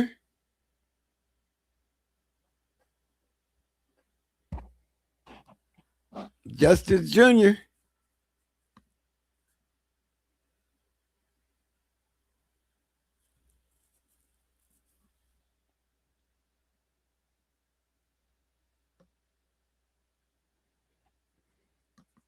Uh-oh. I see some macho buck up in there coming down off of that D-Town. I see Vietnam in them in there. Hall of Fame's chili charge. Justice bred the chili charge. Got Gambler in there. That K-line dog in there. Okay, we're gonna pull up Chili up then right quick. A solid bitch came for the family, killing the family torch.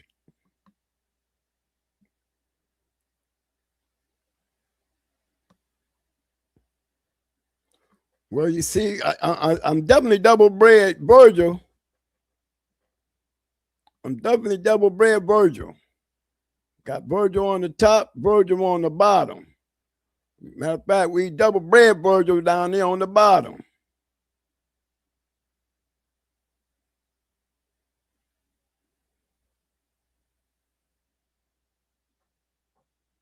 You know, that G-Force. Nice cross. Nice producing.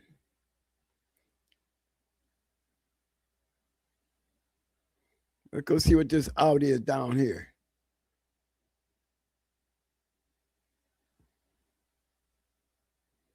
Yeah, they threw a little sprinkle of some of that old Patrick up in there. You know, trying to tab back into that Patrick side of the dogs. You know what I'm saying? I see him trying to tap back into that Patrick side of him. You know, old grand champion battle charge. You know, he got some yellow in him. Yellow Jocko. That Pancho dog come down off of boots. And then we got Bobby Jr. Oh, we got some bullshit in there. Okay. We got Hector in there. You know, everybody don't see that Hector loss, but there you go right there. Yep. I think Hector Jr. came and won his championship. No, I wouldn't be.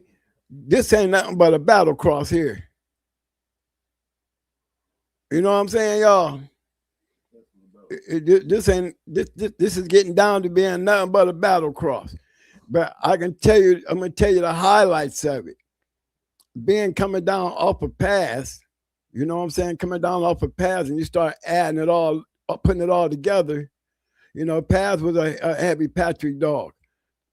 Boy was cross. Look at this shit.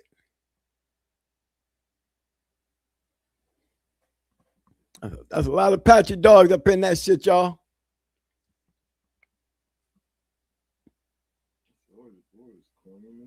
You see what I'm saying?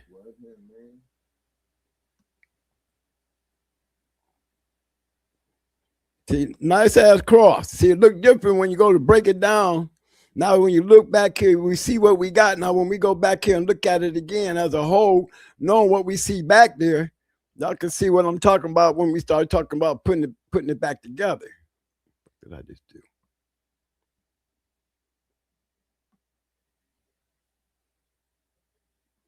Now, that's a lot of Patrick up in there. With a little out of that Jocko red boy or yellow. You know, want to see what she produced? They got POR on there. Let's see what she did here. Y'all see a one-time winner. I see 2 one-time winners. I see 3 one-time winners.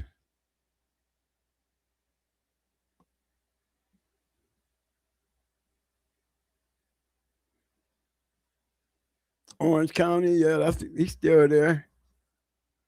Okay, we got a champion up in there. 7-time winner, 1-time loser.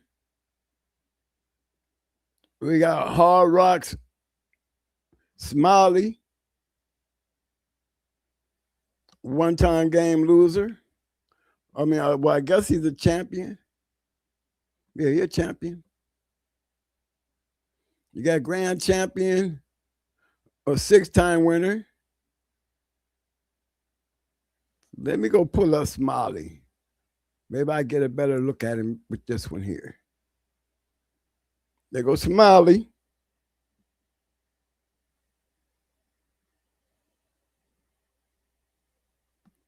Good producer. Sorrow, champion Bell, champion Chainsaw. 1-time winner Miss Smiley, 1-time game loser Demon and Caesar.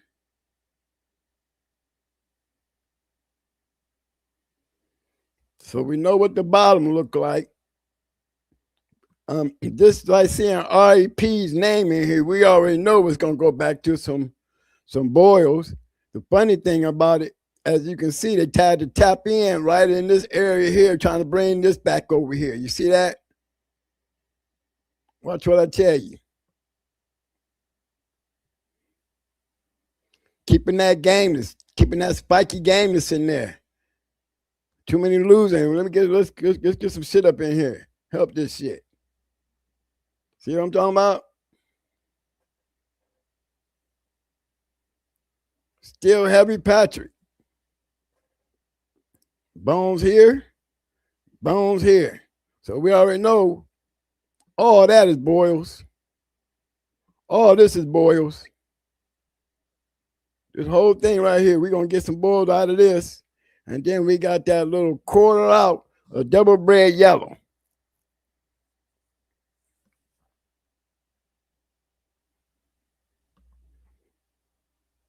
Don't have to, as you can tell, let me go back here and remind us whose pedigree we're looking at now. We're looking at champion Smiley. Smiley. Still see that? You still see those? I mean, just looking at it from the front, you're going to see all that Patrick. Remember, boils is nothing but a lot of Patrick in them, too. You see that? Same old white feet, little white speck on the little white chest. There's that color. But you ain't seeing, you know, remember Black Path was a black dog.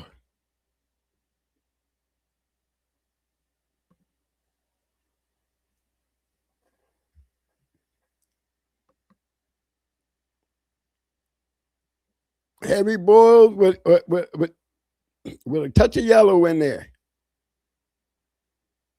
And I got it. I like the way they got it. You know, you turn that into still, you went from an 1/8 to still 1 to 1/4.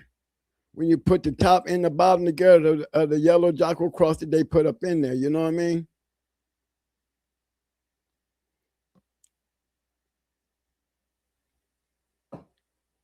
And that was Smiley. Let's go to the 6-time winner. You know I'm gonna run over here to this 7-time winner. See why they took him out so many times to lose him. No, we're gonna do this grand champion first.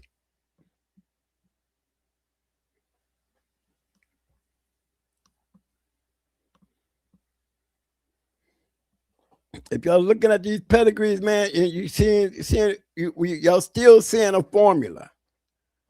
You know, that's one thing I like to point out to you. You're still doing a formula.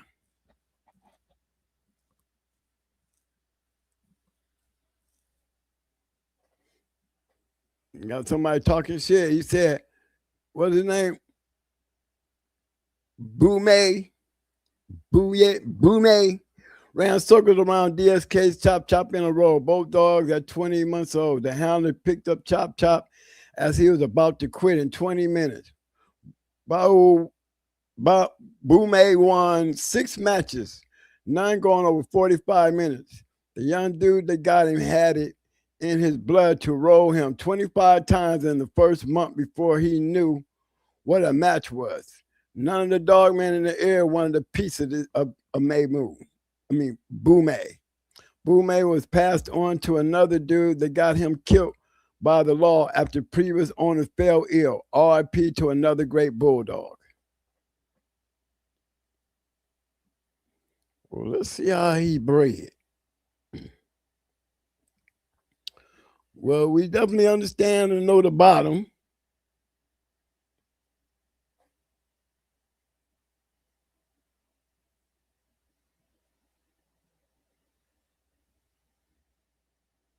Okay. Okay, let's take a peek at the top.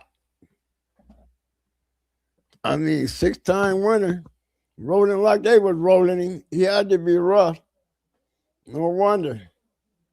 Got that old, got that damn Mexican Eli shit in him.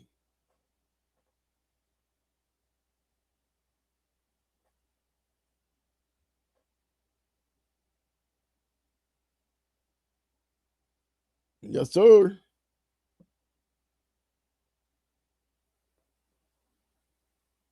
And you know, this Russell dude, you know, he doing this little thing here. Let's go back and see what he got coming up on here.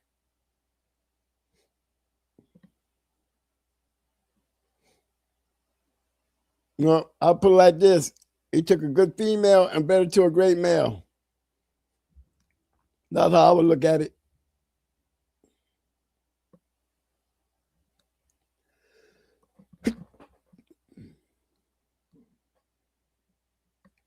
Little wolves shine. Yeah, that's all that was. That was just a good cross. Good cross. You know, I mean, don't look pretty, but you got to look at here. Look, you're double bred. You're double bred Tonka now. So I'm not even paying attention to the bottom no more. Because I see where he was trying to go. He took a female bred to a good cross here up on the top. That's all.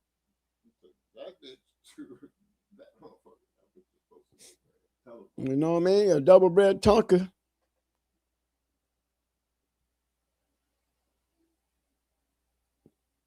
Evidently, he liked it, this shit.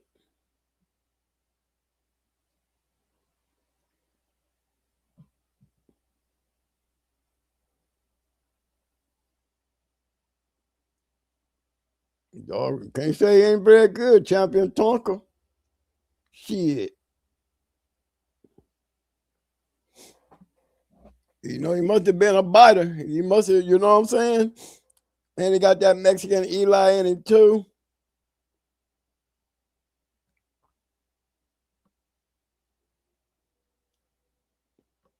I just wanted y'all to know. I just wanted to bring that over here so y'all can see that part right there.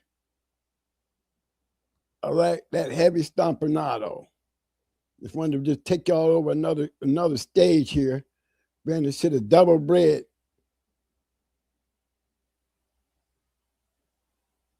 See it right here? And we already know we running Stompanato down here too now, okay?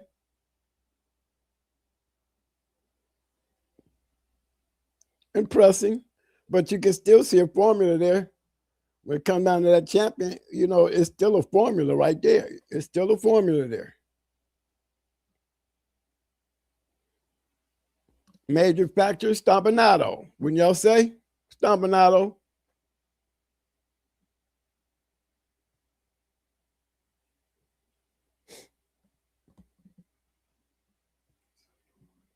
Okay. Mm-hmm. Okay, I'm going back to the stage front. You know, I ain't go through all the rest of them, but you know, them still was nice dogs coming down off of that Sean B dog, you know. Nice looking dogs. Yes, sir. I'm back.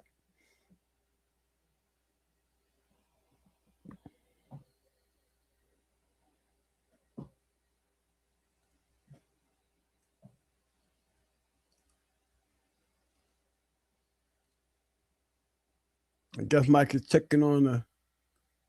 Uh-oh.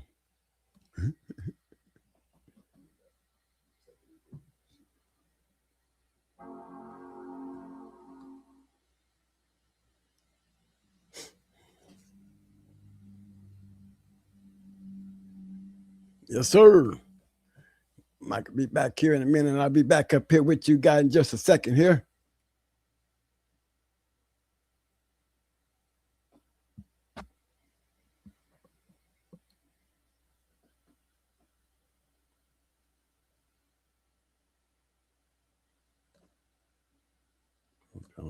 Here.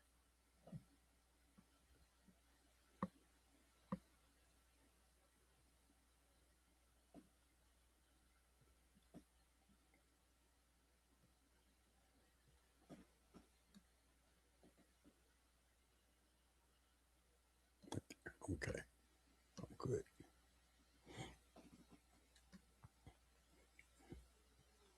All right, y'all. I'm gonna throw up one more. This is for my boy from the G. If I call it a night, give you one more to look at because we was on the Gaston dogs earlier, and I was talking about my man.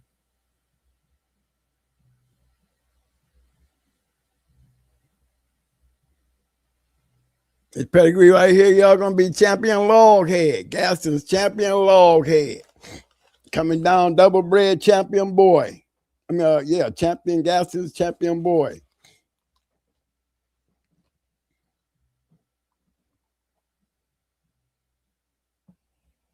No, another good one. This is for my boys over there at Gville.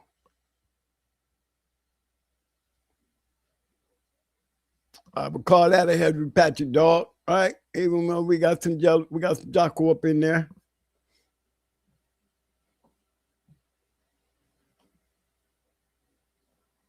But again, we look at that little tater. See, we got a lot of little tater in there still coming down through that Hollingsworth stuff. You know what I'm saying? You know, they got this shit as Golden Boy. You know that ain't right.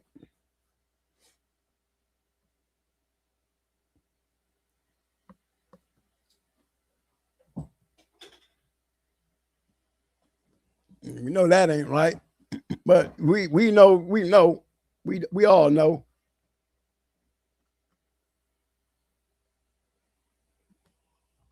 Where we going with that? Still a nice little cross, right?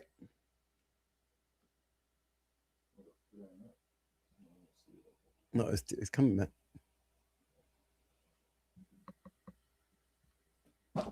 This is for the Gville. Champion Bandit, a.k.a. Bendino.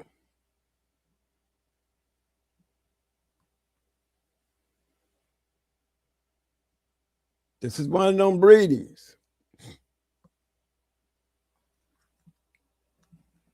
Yeah, you see that going hard stuff down there at the bottom. This is for Gville. It's for Gameville right here.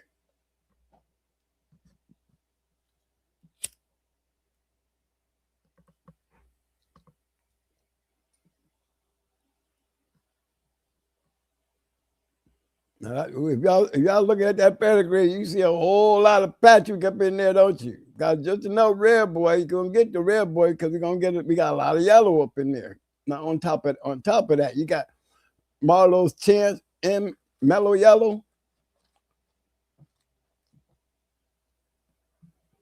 Good red boy cross. Cross to Luke Kang. Good breeding.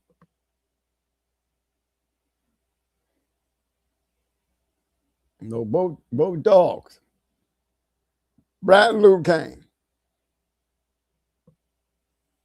Bred into that Patrick shit. Showing you can do it, can work without Stone City.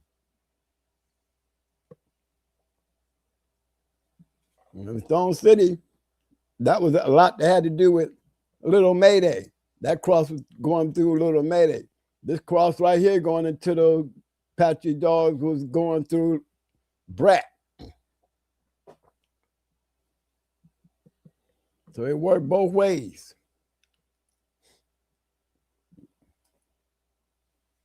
Okay, Mike, you got the mic, bro.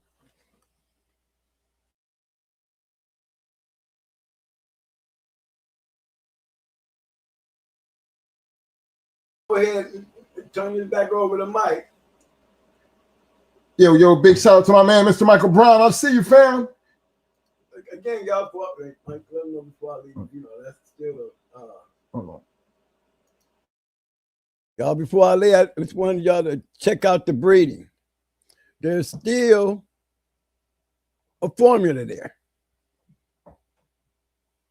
Still a formula there. Good breed, good smart move. But there's definitely a formula there. And don't forget, we're still talking about Champion Bandino.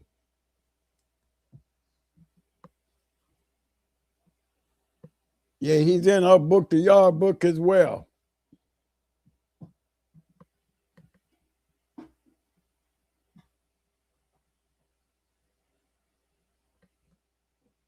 Okay. All right, fellas. I'm turning it over to Mike.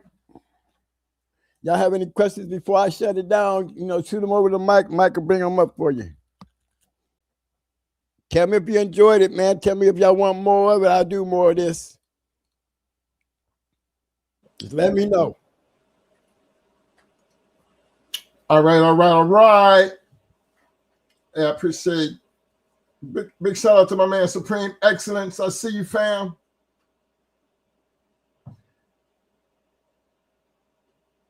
Callie, what up, fam? You know, Callie, I ain't want to butcher that because, you know, I ain't want to get it wrong because I love the Cali part. Representing. What up, fam? Let me see here. All right, fellas, you know. Man, Michael Brown said he owned several dogs off the Lady Charge. How they work out for you, Mr. Brown? Yeah, I got him up there. Yeah. Did you want to talk to him? Let's ask him. Okay. Let me see. Hey, y'all see that support the channel thing? Get that cash out popping for me, man. Give me something to work for. Big shout out to my man. Happy 360. I see you, fam. Let's see. All right, fellas. You know, we just wanted to get in here and just show you a couple things. Bring y'all back to the awareness of when you actually sit down and you start really talking about these damn bulldogs. See, I mean, the conversation has always got to get back to the responsibility of the dog, man, because the dog can't be who the dog gonna be if it don't be for the dog, man. You know, Mo been doing a lot of stress in that point here the last couple shows.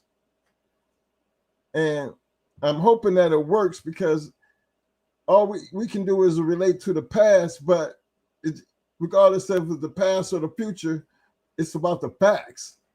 And the fact is, these dogs won't become whatever you want, can become whatever you want them to be if you got it in you to create that. Now, regardless of how you're doing it, what you're doing, that's your thing. But we don't get over here to be bragging on nothing we do.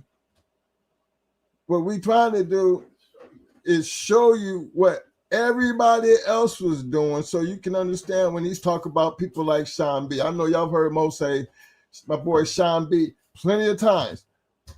But did y'all know Sean B had them kind of dogs? You know, Sean B just another name, but I don't see nobody talking enough about Sean B yet. So I need y'all to start talking a little bit more about my boy Sean B. You know, I don't see no dog stories about my boy. My boy has some badass dogs. There's a whole lot of my boys out there that got some badass dogs. You know, so we're trying to share a lot of their work so these names, when we're naming them, they're going to be familiar to you, like LaFon's in them. You know, Sam Lambier. You know, Arsenal Kennels. You know, these is names. When we saying these names, some of y'all don't even know who the hell these people are. But I'm telling you, we can go right into their shit and show you the same type of shit that you see out of Sean B. We always talk about behinds. There was a whole lot more to behinds than beating Fat Bill. Fat Bill went into a badass dude. Badass kennel. But Fat Bill's a badass kennel itself.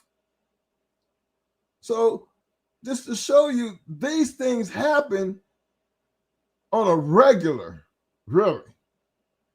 You know, because really wasn't nobody scared of nobody.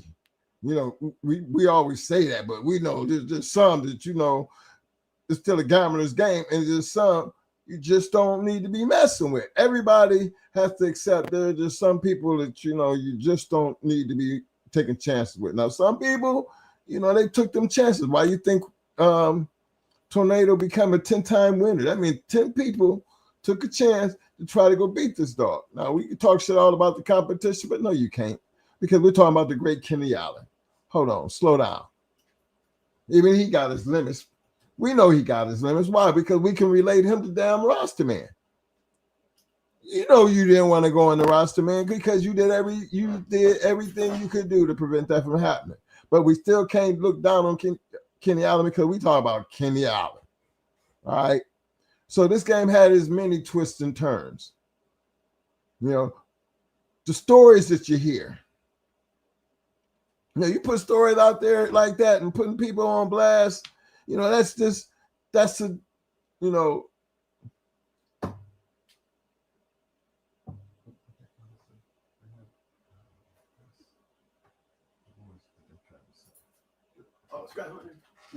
They put that bad name out there on Scratch Liner like that, man. And it's kind of like, hey, man, that's some crazy shit to be saying, you know? I mean, we know the journey. Look, fellas, we all know that these things happen. Hell, how you think they did? You remember the Royal Bull situation? Same type of shit. This shit's been going on like for come on now.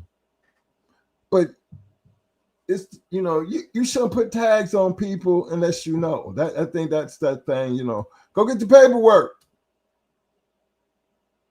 Because one thing for sure, like I told you, I think it was the last show or the show before then, hey, fellas, the paperwork is out there if you really want to go see who's in the paperwork. The paperwork's out there. You can go look for yourself. There ain't nothing but, you know, I ain't trying to do the homework for you because I ain't wanting to be. I'm just telling you, if you want to know, just go pull up the paperwork. They'll tell you the whole story.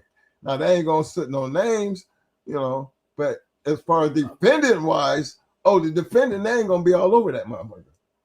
Oh, yeah, we got the defendant know who the hell he was messing with. Hell, defendant, you been with the goddamn Bobo got $80. The feds are so scared that no, we know what y'all finna do. They just drop out of it. Then now when all the damage is done, then they pop back up. But these things is always gonna be part of this game. If you're doing anything illegal, because we know dog fighting is illegal, gentlemen. So there's no need to be out here promoting and doing anything to try to hype yourself up, to put you on the mountain and draw you that attention and for all your followers to get hemmed up with you, because we all know that's how this shit go down. It's made for the basement. And the only time you need to be in the basement,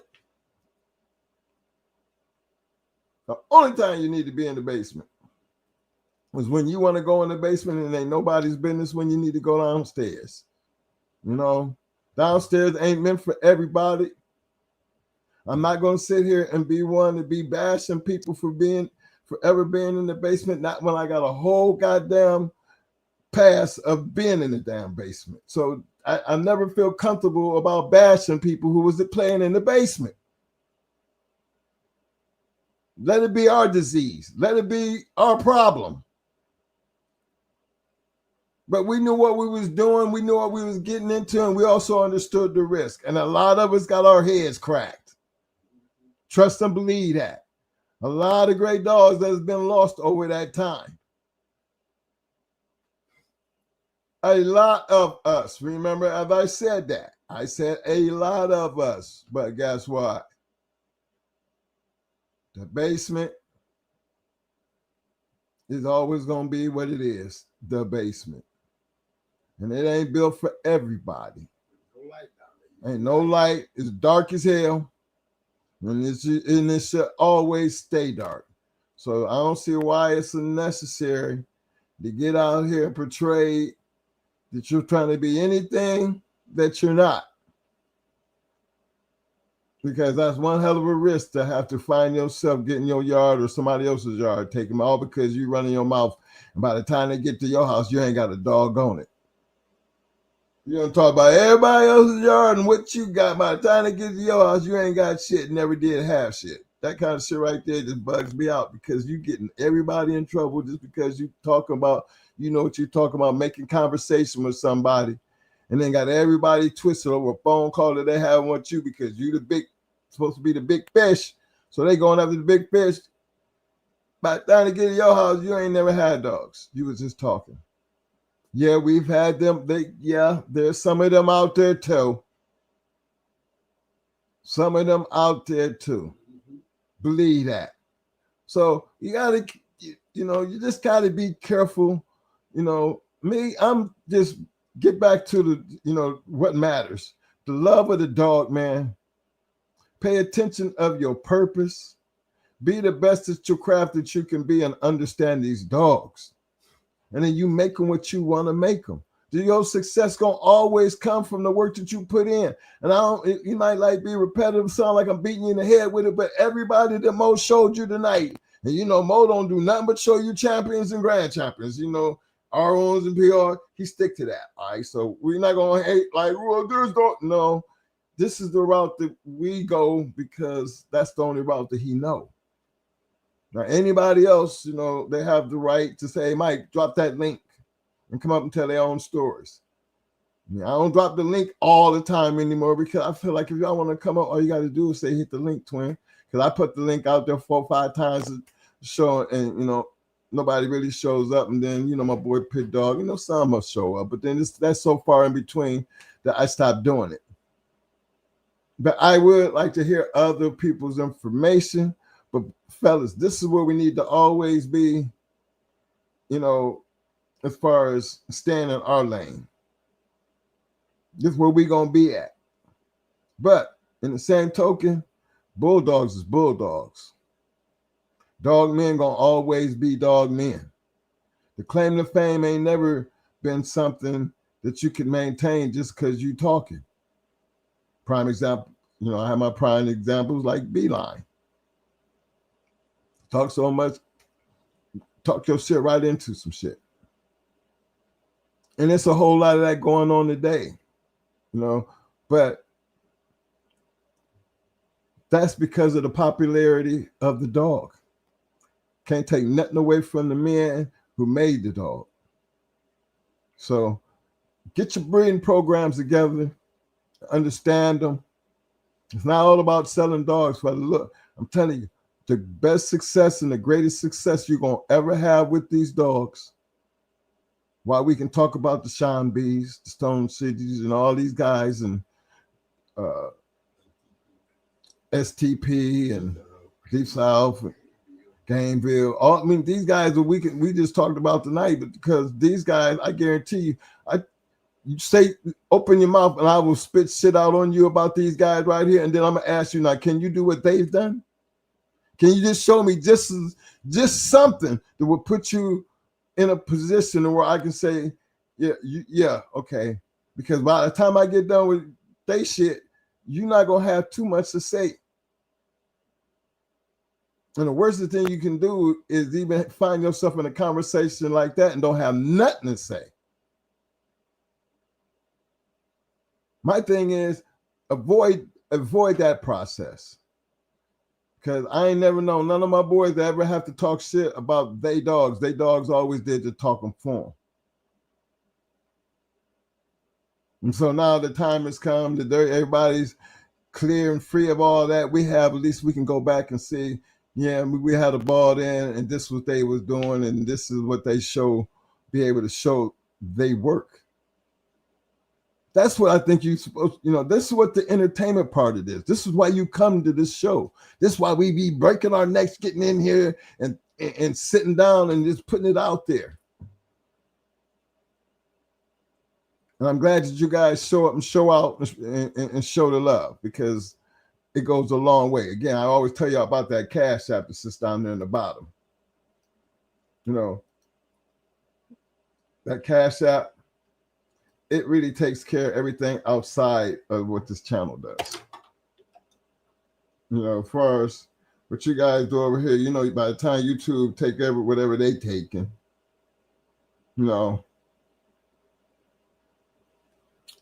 I don't be looking forward to do nothing but pay for the StreamYard bill. You know what I mean?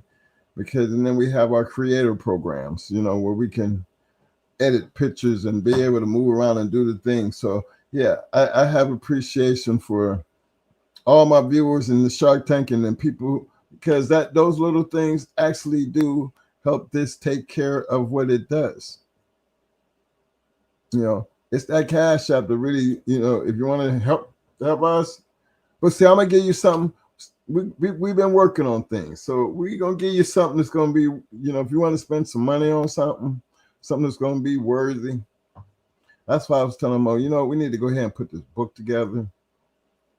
So many things that we can do that we don't do because of our health issues, man. But that don't mean just because we at this point in our lives and we go through the things we go through that we can't talk about these dogs, because we have been in this game long enough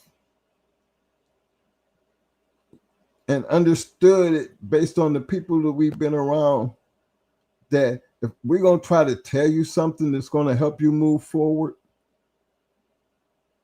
we're not going to bullshit you about how we do it. We make it good and clear. Because some people might hate Mo when he do it, but Mo always going to show you whatever he talked about on that day. He going to go back and he going to show you. You're going to find his shit somewhere in there. Him and KP we done did that. They done did it. But he going to take you down that path, but he going to work you back around to show you, just because what they was doing over there and it was working for them over here. And we did try a little bit of that over here, and guess what? It worked over here too. That's why they always hollering about the formula. Pay attention to the things that matter as a dog man trying to have some good dogs. This ain't got nothing to do with who was better than who or anything like that. That shit back there has already been done. It's fulfilled its purpose. That's why we go to it, because y'all need to see this. We want you to put a face on people like Sean B, LaFons, Deep South. These guys have bulldogs, STP. You see how they rolling? I'm just wanting you guys to believe in the fact that this game wasn't built on talking, man. As far as, the action. We can't see, when we open up them books, them journals and these stories about these great dog men and dogs, man, they was boxing up some shit, bro. I'm just being straight up with you. They was putting these dogs down, man. Them dogs was getting in some work. Them dogs was worthy of being talked about. So now you damn well know, if we gonna talk about the dog, you got to talk about the man with the dog. And some of these great dogs been in a lot of great dog man's hands, moved around. But those relationships led to even better dogs. That's the thing. And look what good dog men can do together. Legendary moves. Legendary. Come on, man. Respect the game. That's all. Just respect the game. Big shout out to my man Chris Brantley. What up, nephew? He said, believe that. Love your Uncle Pops. Legendary GHK for life. Boy, you born and bred that shit. It's all in your blood. That's his family right there. They don't know no better. They grown ass people, but it's in their blood. That's what I be talking about. Respect the game, man. Respect the love of the game. Hey, man, y'all show me some love. I need y'all to show me some love. Give me some down. Thumbs up, thumbs up. Thumbs up, thumbs up. Muscles. Muscles. Muscles. Now, give me some damn. Roll this. Roll this. We need damn roses. Show you love. Show me that love. Give me them thumbs up. Give me them roses. Give me them muscles. Hey, man, look here. That shit right there don't cost you nothing at all. But the appreciation that we feel when you do it, because we know it don't take much to do it, but we appreciate it. Earlier when we started doing this, you know, we used to do that, and then we would have our guests, you know, and let them go back and you know, so they could see the appreciation that people have for them. It wasn't about the money. I just want to always have that there so I could tell them to go back and let them see just how much the audience appreciates you. That's why we do that. And the craziest thing was when we went to the dog show, a little kid and their parents came by, and the first thing that came out of their mouth about the little, it was a little girl, and she came in there with the thumbs up, thumbs up, thumbs up, thumbs up, muscles, muscles, muscles, and then hit me with the roses thing. I mean, it was a little kid, and it was inspiring to me because, you know, I know her family had to be some bulldog that comes looking at the father, the mother, and the daughter, and they're at a confirmation show, enjoying themselves.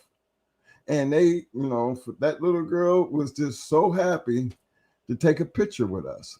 I'm gonna break out them pictures. I mean, I've had so much good experience, you know, through this YouTube and with these dogs, man, that I just hate to see it get pissed on. I mean, it's easy to get on here and just think you know what you're talking about, because people have the right to do that. And I don't have no problem with what people do. My thing is, when I hear about the betterment of the game for these dogs, is where I'm always going to have my problem with people who've never done it, don't have no idea what it really actually takes to really do it. You really don't understand the risk that we actually were taking when we do it. So if you ain't got none of that going for you, what is it for you to talk about? That's all. That part don't make sense. But I live in an age of internet, you know, and the internet gives you the platform where controversy, it brings you clicks. Controversy will get you views, but controversy can't be trusted. And if you see that in this game and you find yourself in a situation that you get burnt, that's because the person you was dealing with in the first place, you didn't have no business trusting them. You didn't have no business listening. I mean, you have to ask yourself, why in the hell was I even with this knucklehead? Or jumped out there and scratch liners and start passing that shit around. Then you just think about, now, why would everybody run with that lie? Why? Why did everybody run with that lie? What was it about it when Big Scratch said that would make you believe that? Only reason you could possibly have believed that is because Big Scratch said it. But just because Big Scratch said it does not make it the truth, fellas. And I ain't no hating on Big Scratch. The fact is, we was around back then. Them man was busy back then. There's people that know these people personally back then. So to make that type of accusation is not good. Bulldoggers. That's all. So y'all feel me where I'm coming from, understand, and my thing is respect the game. That's the only way, to me, that's the only way you got to be. How you gonna have some respect for something, if it don't respect you? Don't be ass backwards about it. Respect the game first, and trust me, it will respect you back.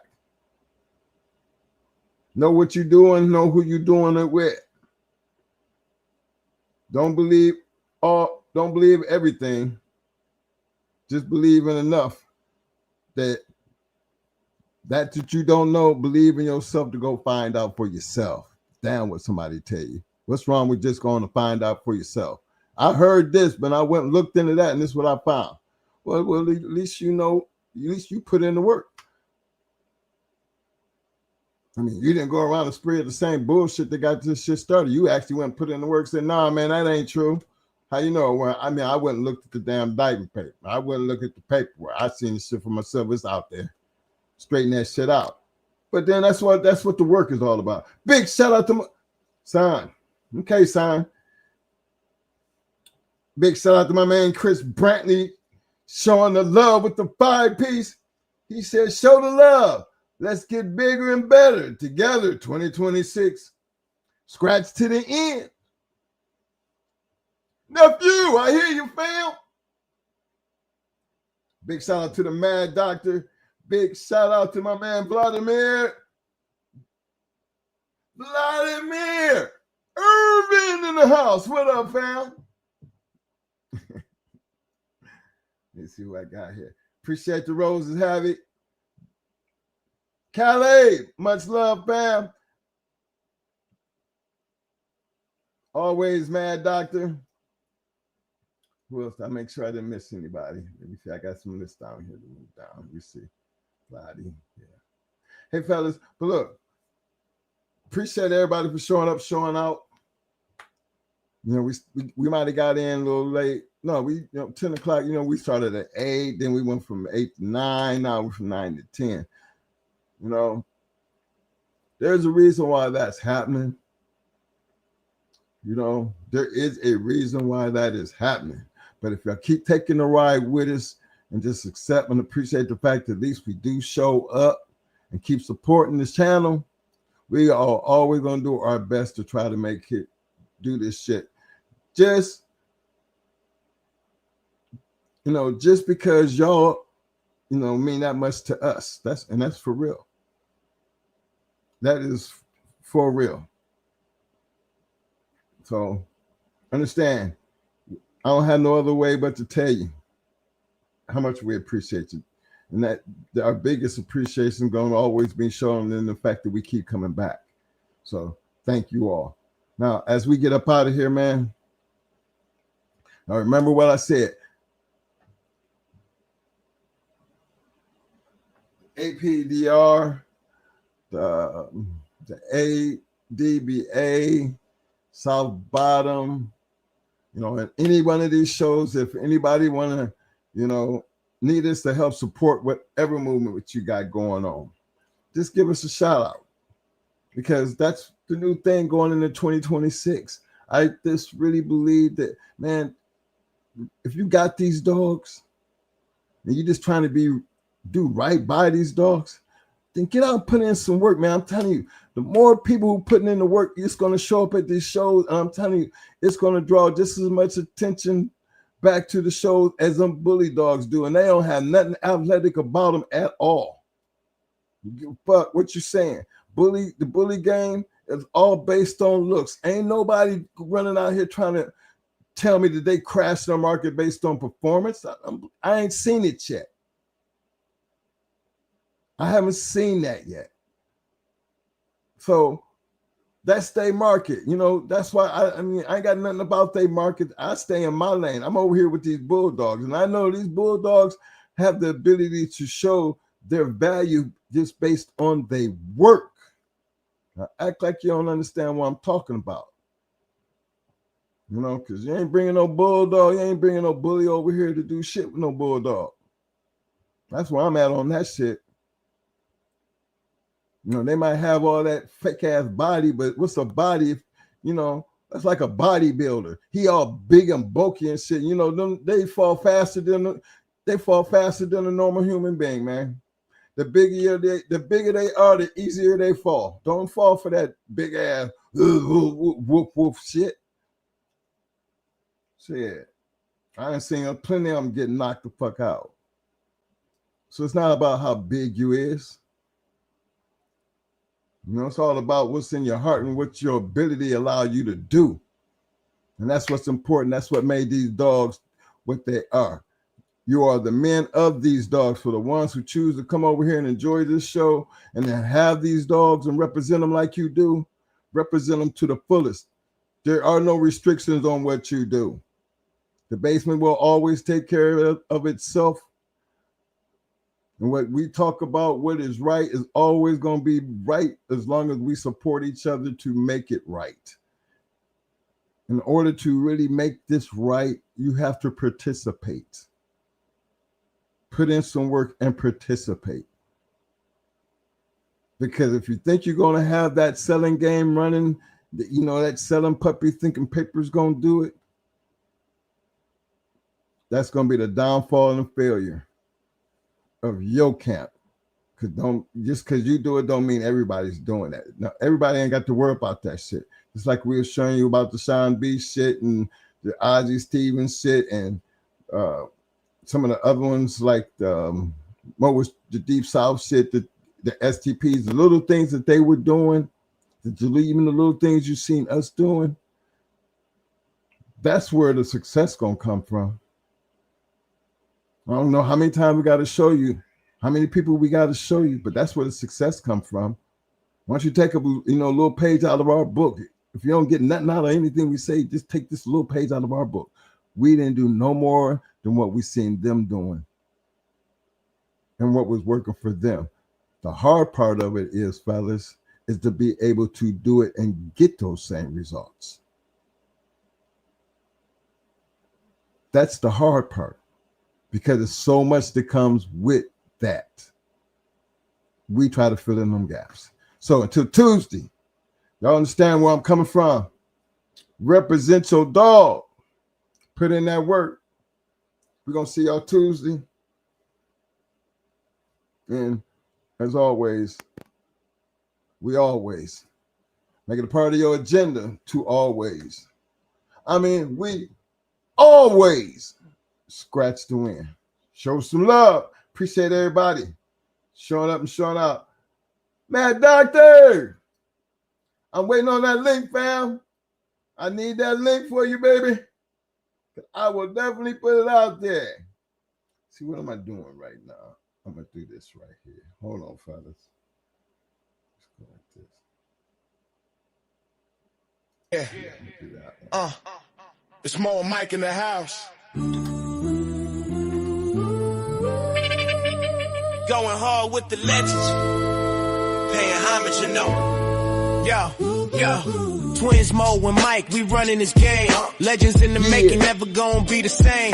Kennels popping hard, these game dogs raised right. The brat, pretty mama, they shining so bright. LeMayday, what a day, they breed the heat. Red Ruby L-Rod, they can't accept defeat. With 38 special and Yellow Bird, we top tier champions, grand champions, ain't no fear. Run the register, I'm merit. we got the elite. Mayday bug Jeep, yellow Frisco, feel the beat. Females like honey bunching out some baby we tight. Bloodline strong, spreading knowledge, taking flight. Scratch to win, don't talk, be about it. We the real deal, you know it's no doubt about it.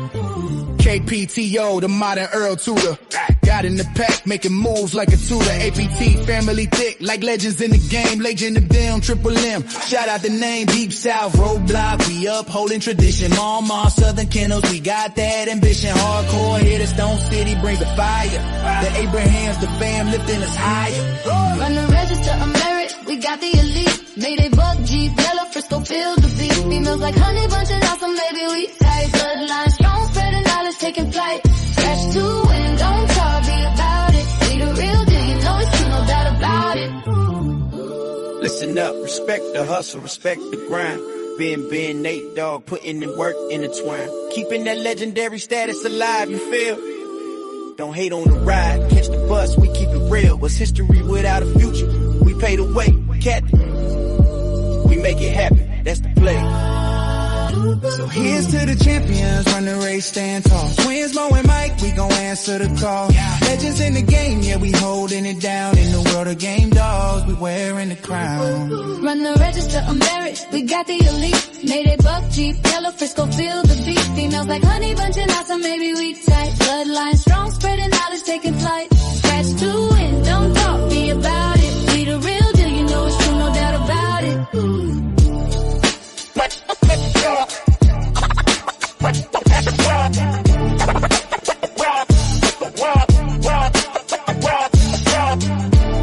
Shout out to Ohio Cash, the man with the plan, Rastaman Boom, Schoolboy, aka the. There's levels to this game. Develop your game. Develop your game. Develop your game. Develop your game. Rob.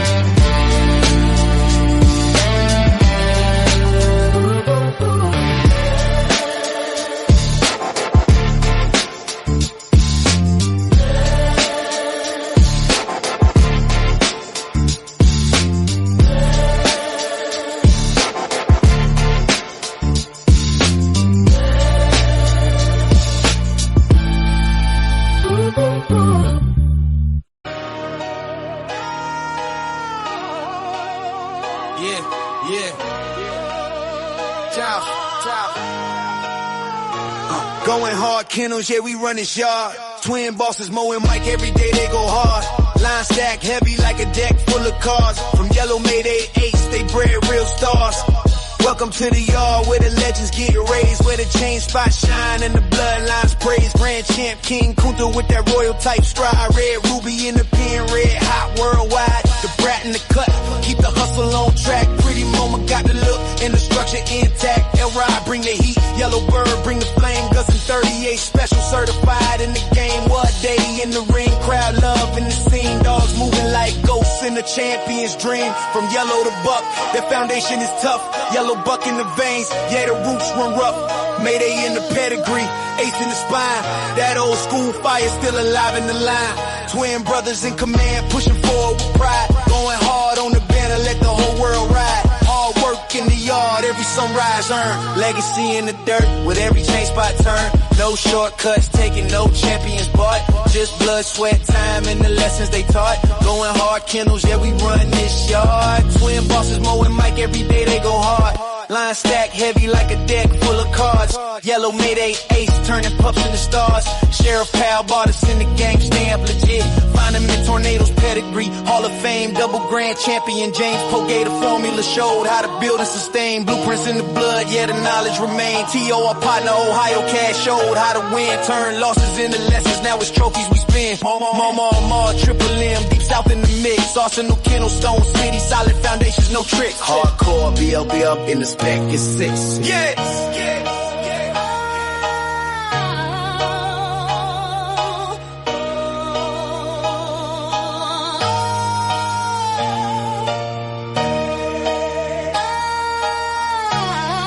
Yeah. Tom, Dick, Todd, Tony Wade, Southern Kennels, real ones through time. Time from Pro Set, Windy City, combined in place, low, tight, apex, pressure built for the chase. Gotta eat boys, black ice, hunger sharp as a blade. Third verse for the legacy, every debt fully paid.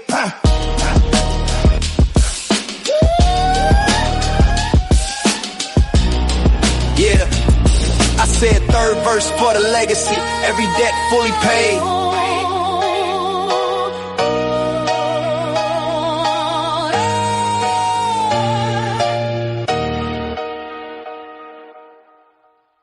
Yeah, we in the trenches, feel that hunger in the air. Yeah. Welcome to the yard. If you're tough, you can stare. Yeah, welcome to the yard. Where the chain spots shine, bloodlines run deep, every pedigree's prime. The game Apbt, worldwide pride. You come correct or stay the hell outside, legacy made. We grind, we hustle. Twin bosses, Mo and Mike locked in the scuffle. Yeah, we run the yard, iron fists and grit. When the sun comes up, no, we never gon' quit. Udo and Devo, legends carved in stone. Patrick Bolio made the yard they home. Tanned in yellow, they whisper through the trees. Echoes of greatness, feel that legacy breeze. Going hard, yeah, we run this yard. Nothing but the best. We don't play it soft, bloodline stack heavy, 52 way so strong in this dog eat dog world. We know where we belong. The yard where greatness prevail. Pressure creates knowledge and hard work. It's how history bakes. All on the deal. Pressure creates knowledge and hard work. It's how history bakes. Tails in the dirt. Every chain spot turn. Lessons learned hard. Like the scars we earn. No shortcuts taken. Champions ain't bought. Just blood and sweat. This legacy taught from Mayday to Ace. Buck to G. Every warrior counts. We ain't losing no sleep. Heat like a furnace. Knowledge is the key. In the yard we trust. We got the pedigree. Feel the intensity, blaze in the fight. In the shadows of the yard, we rewrite the night. From the ring to the chain, we like kings cut out. Mo and Mike, every victory's what we shout. Going hard. Yeah, we run this yard, nothing but the best. We don't play it soft, bloodline stacked heavy, 52 way so strong in this dog eat dog world. We know where we belong, the yard in the dirt. Yeah, knowledge and hard work. It's how history baked. Yard in the dirt. Yeah. Knowledge and hard work, it's how history baked. Yeah, legacy in the dirt. Yeah, to that fame. The game Apbt. Remember the name. So step back if you can't handle the heat. The yard's going hard. Put the game on repeat. It's Mo and Mike. Kings in this game, going hard. Kennels forever ain't the same, nigga.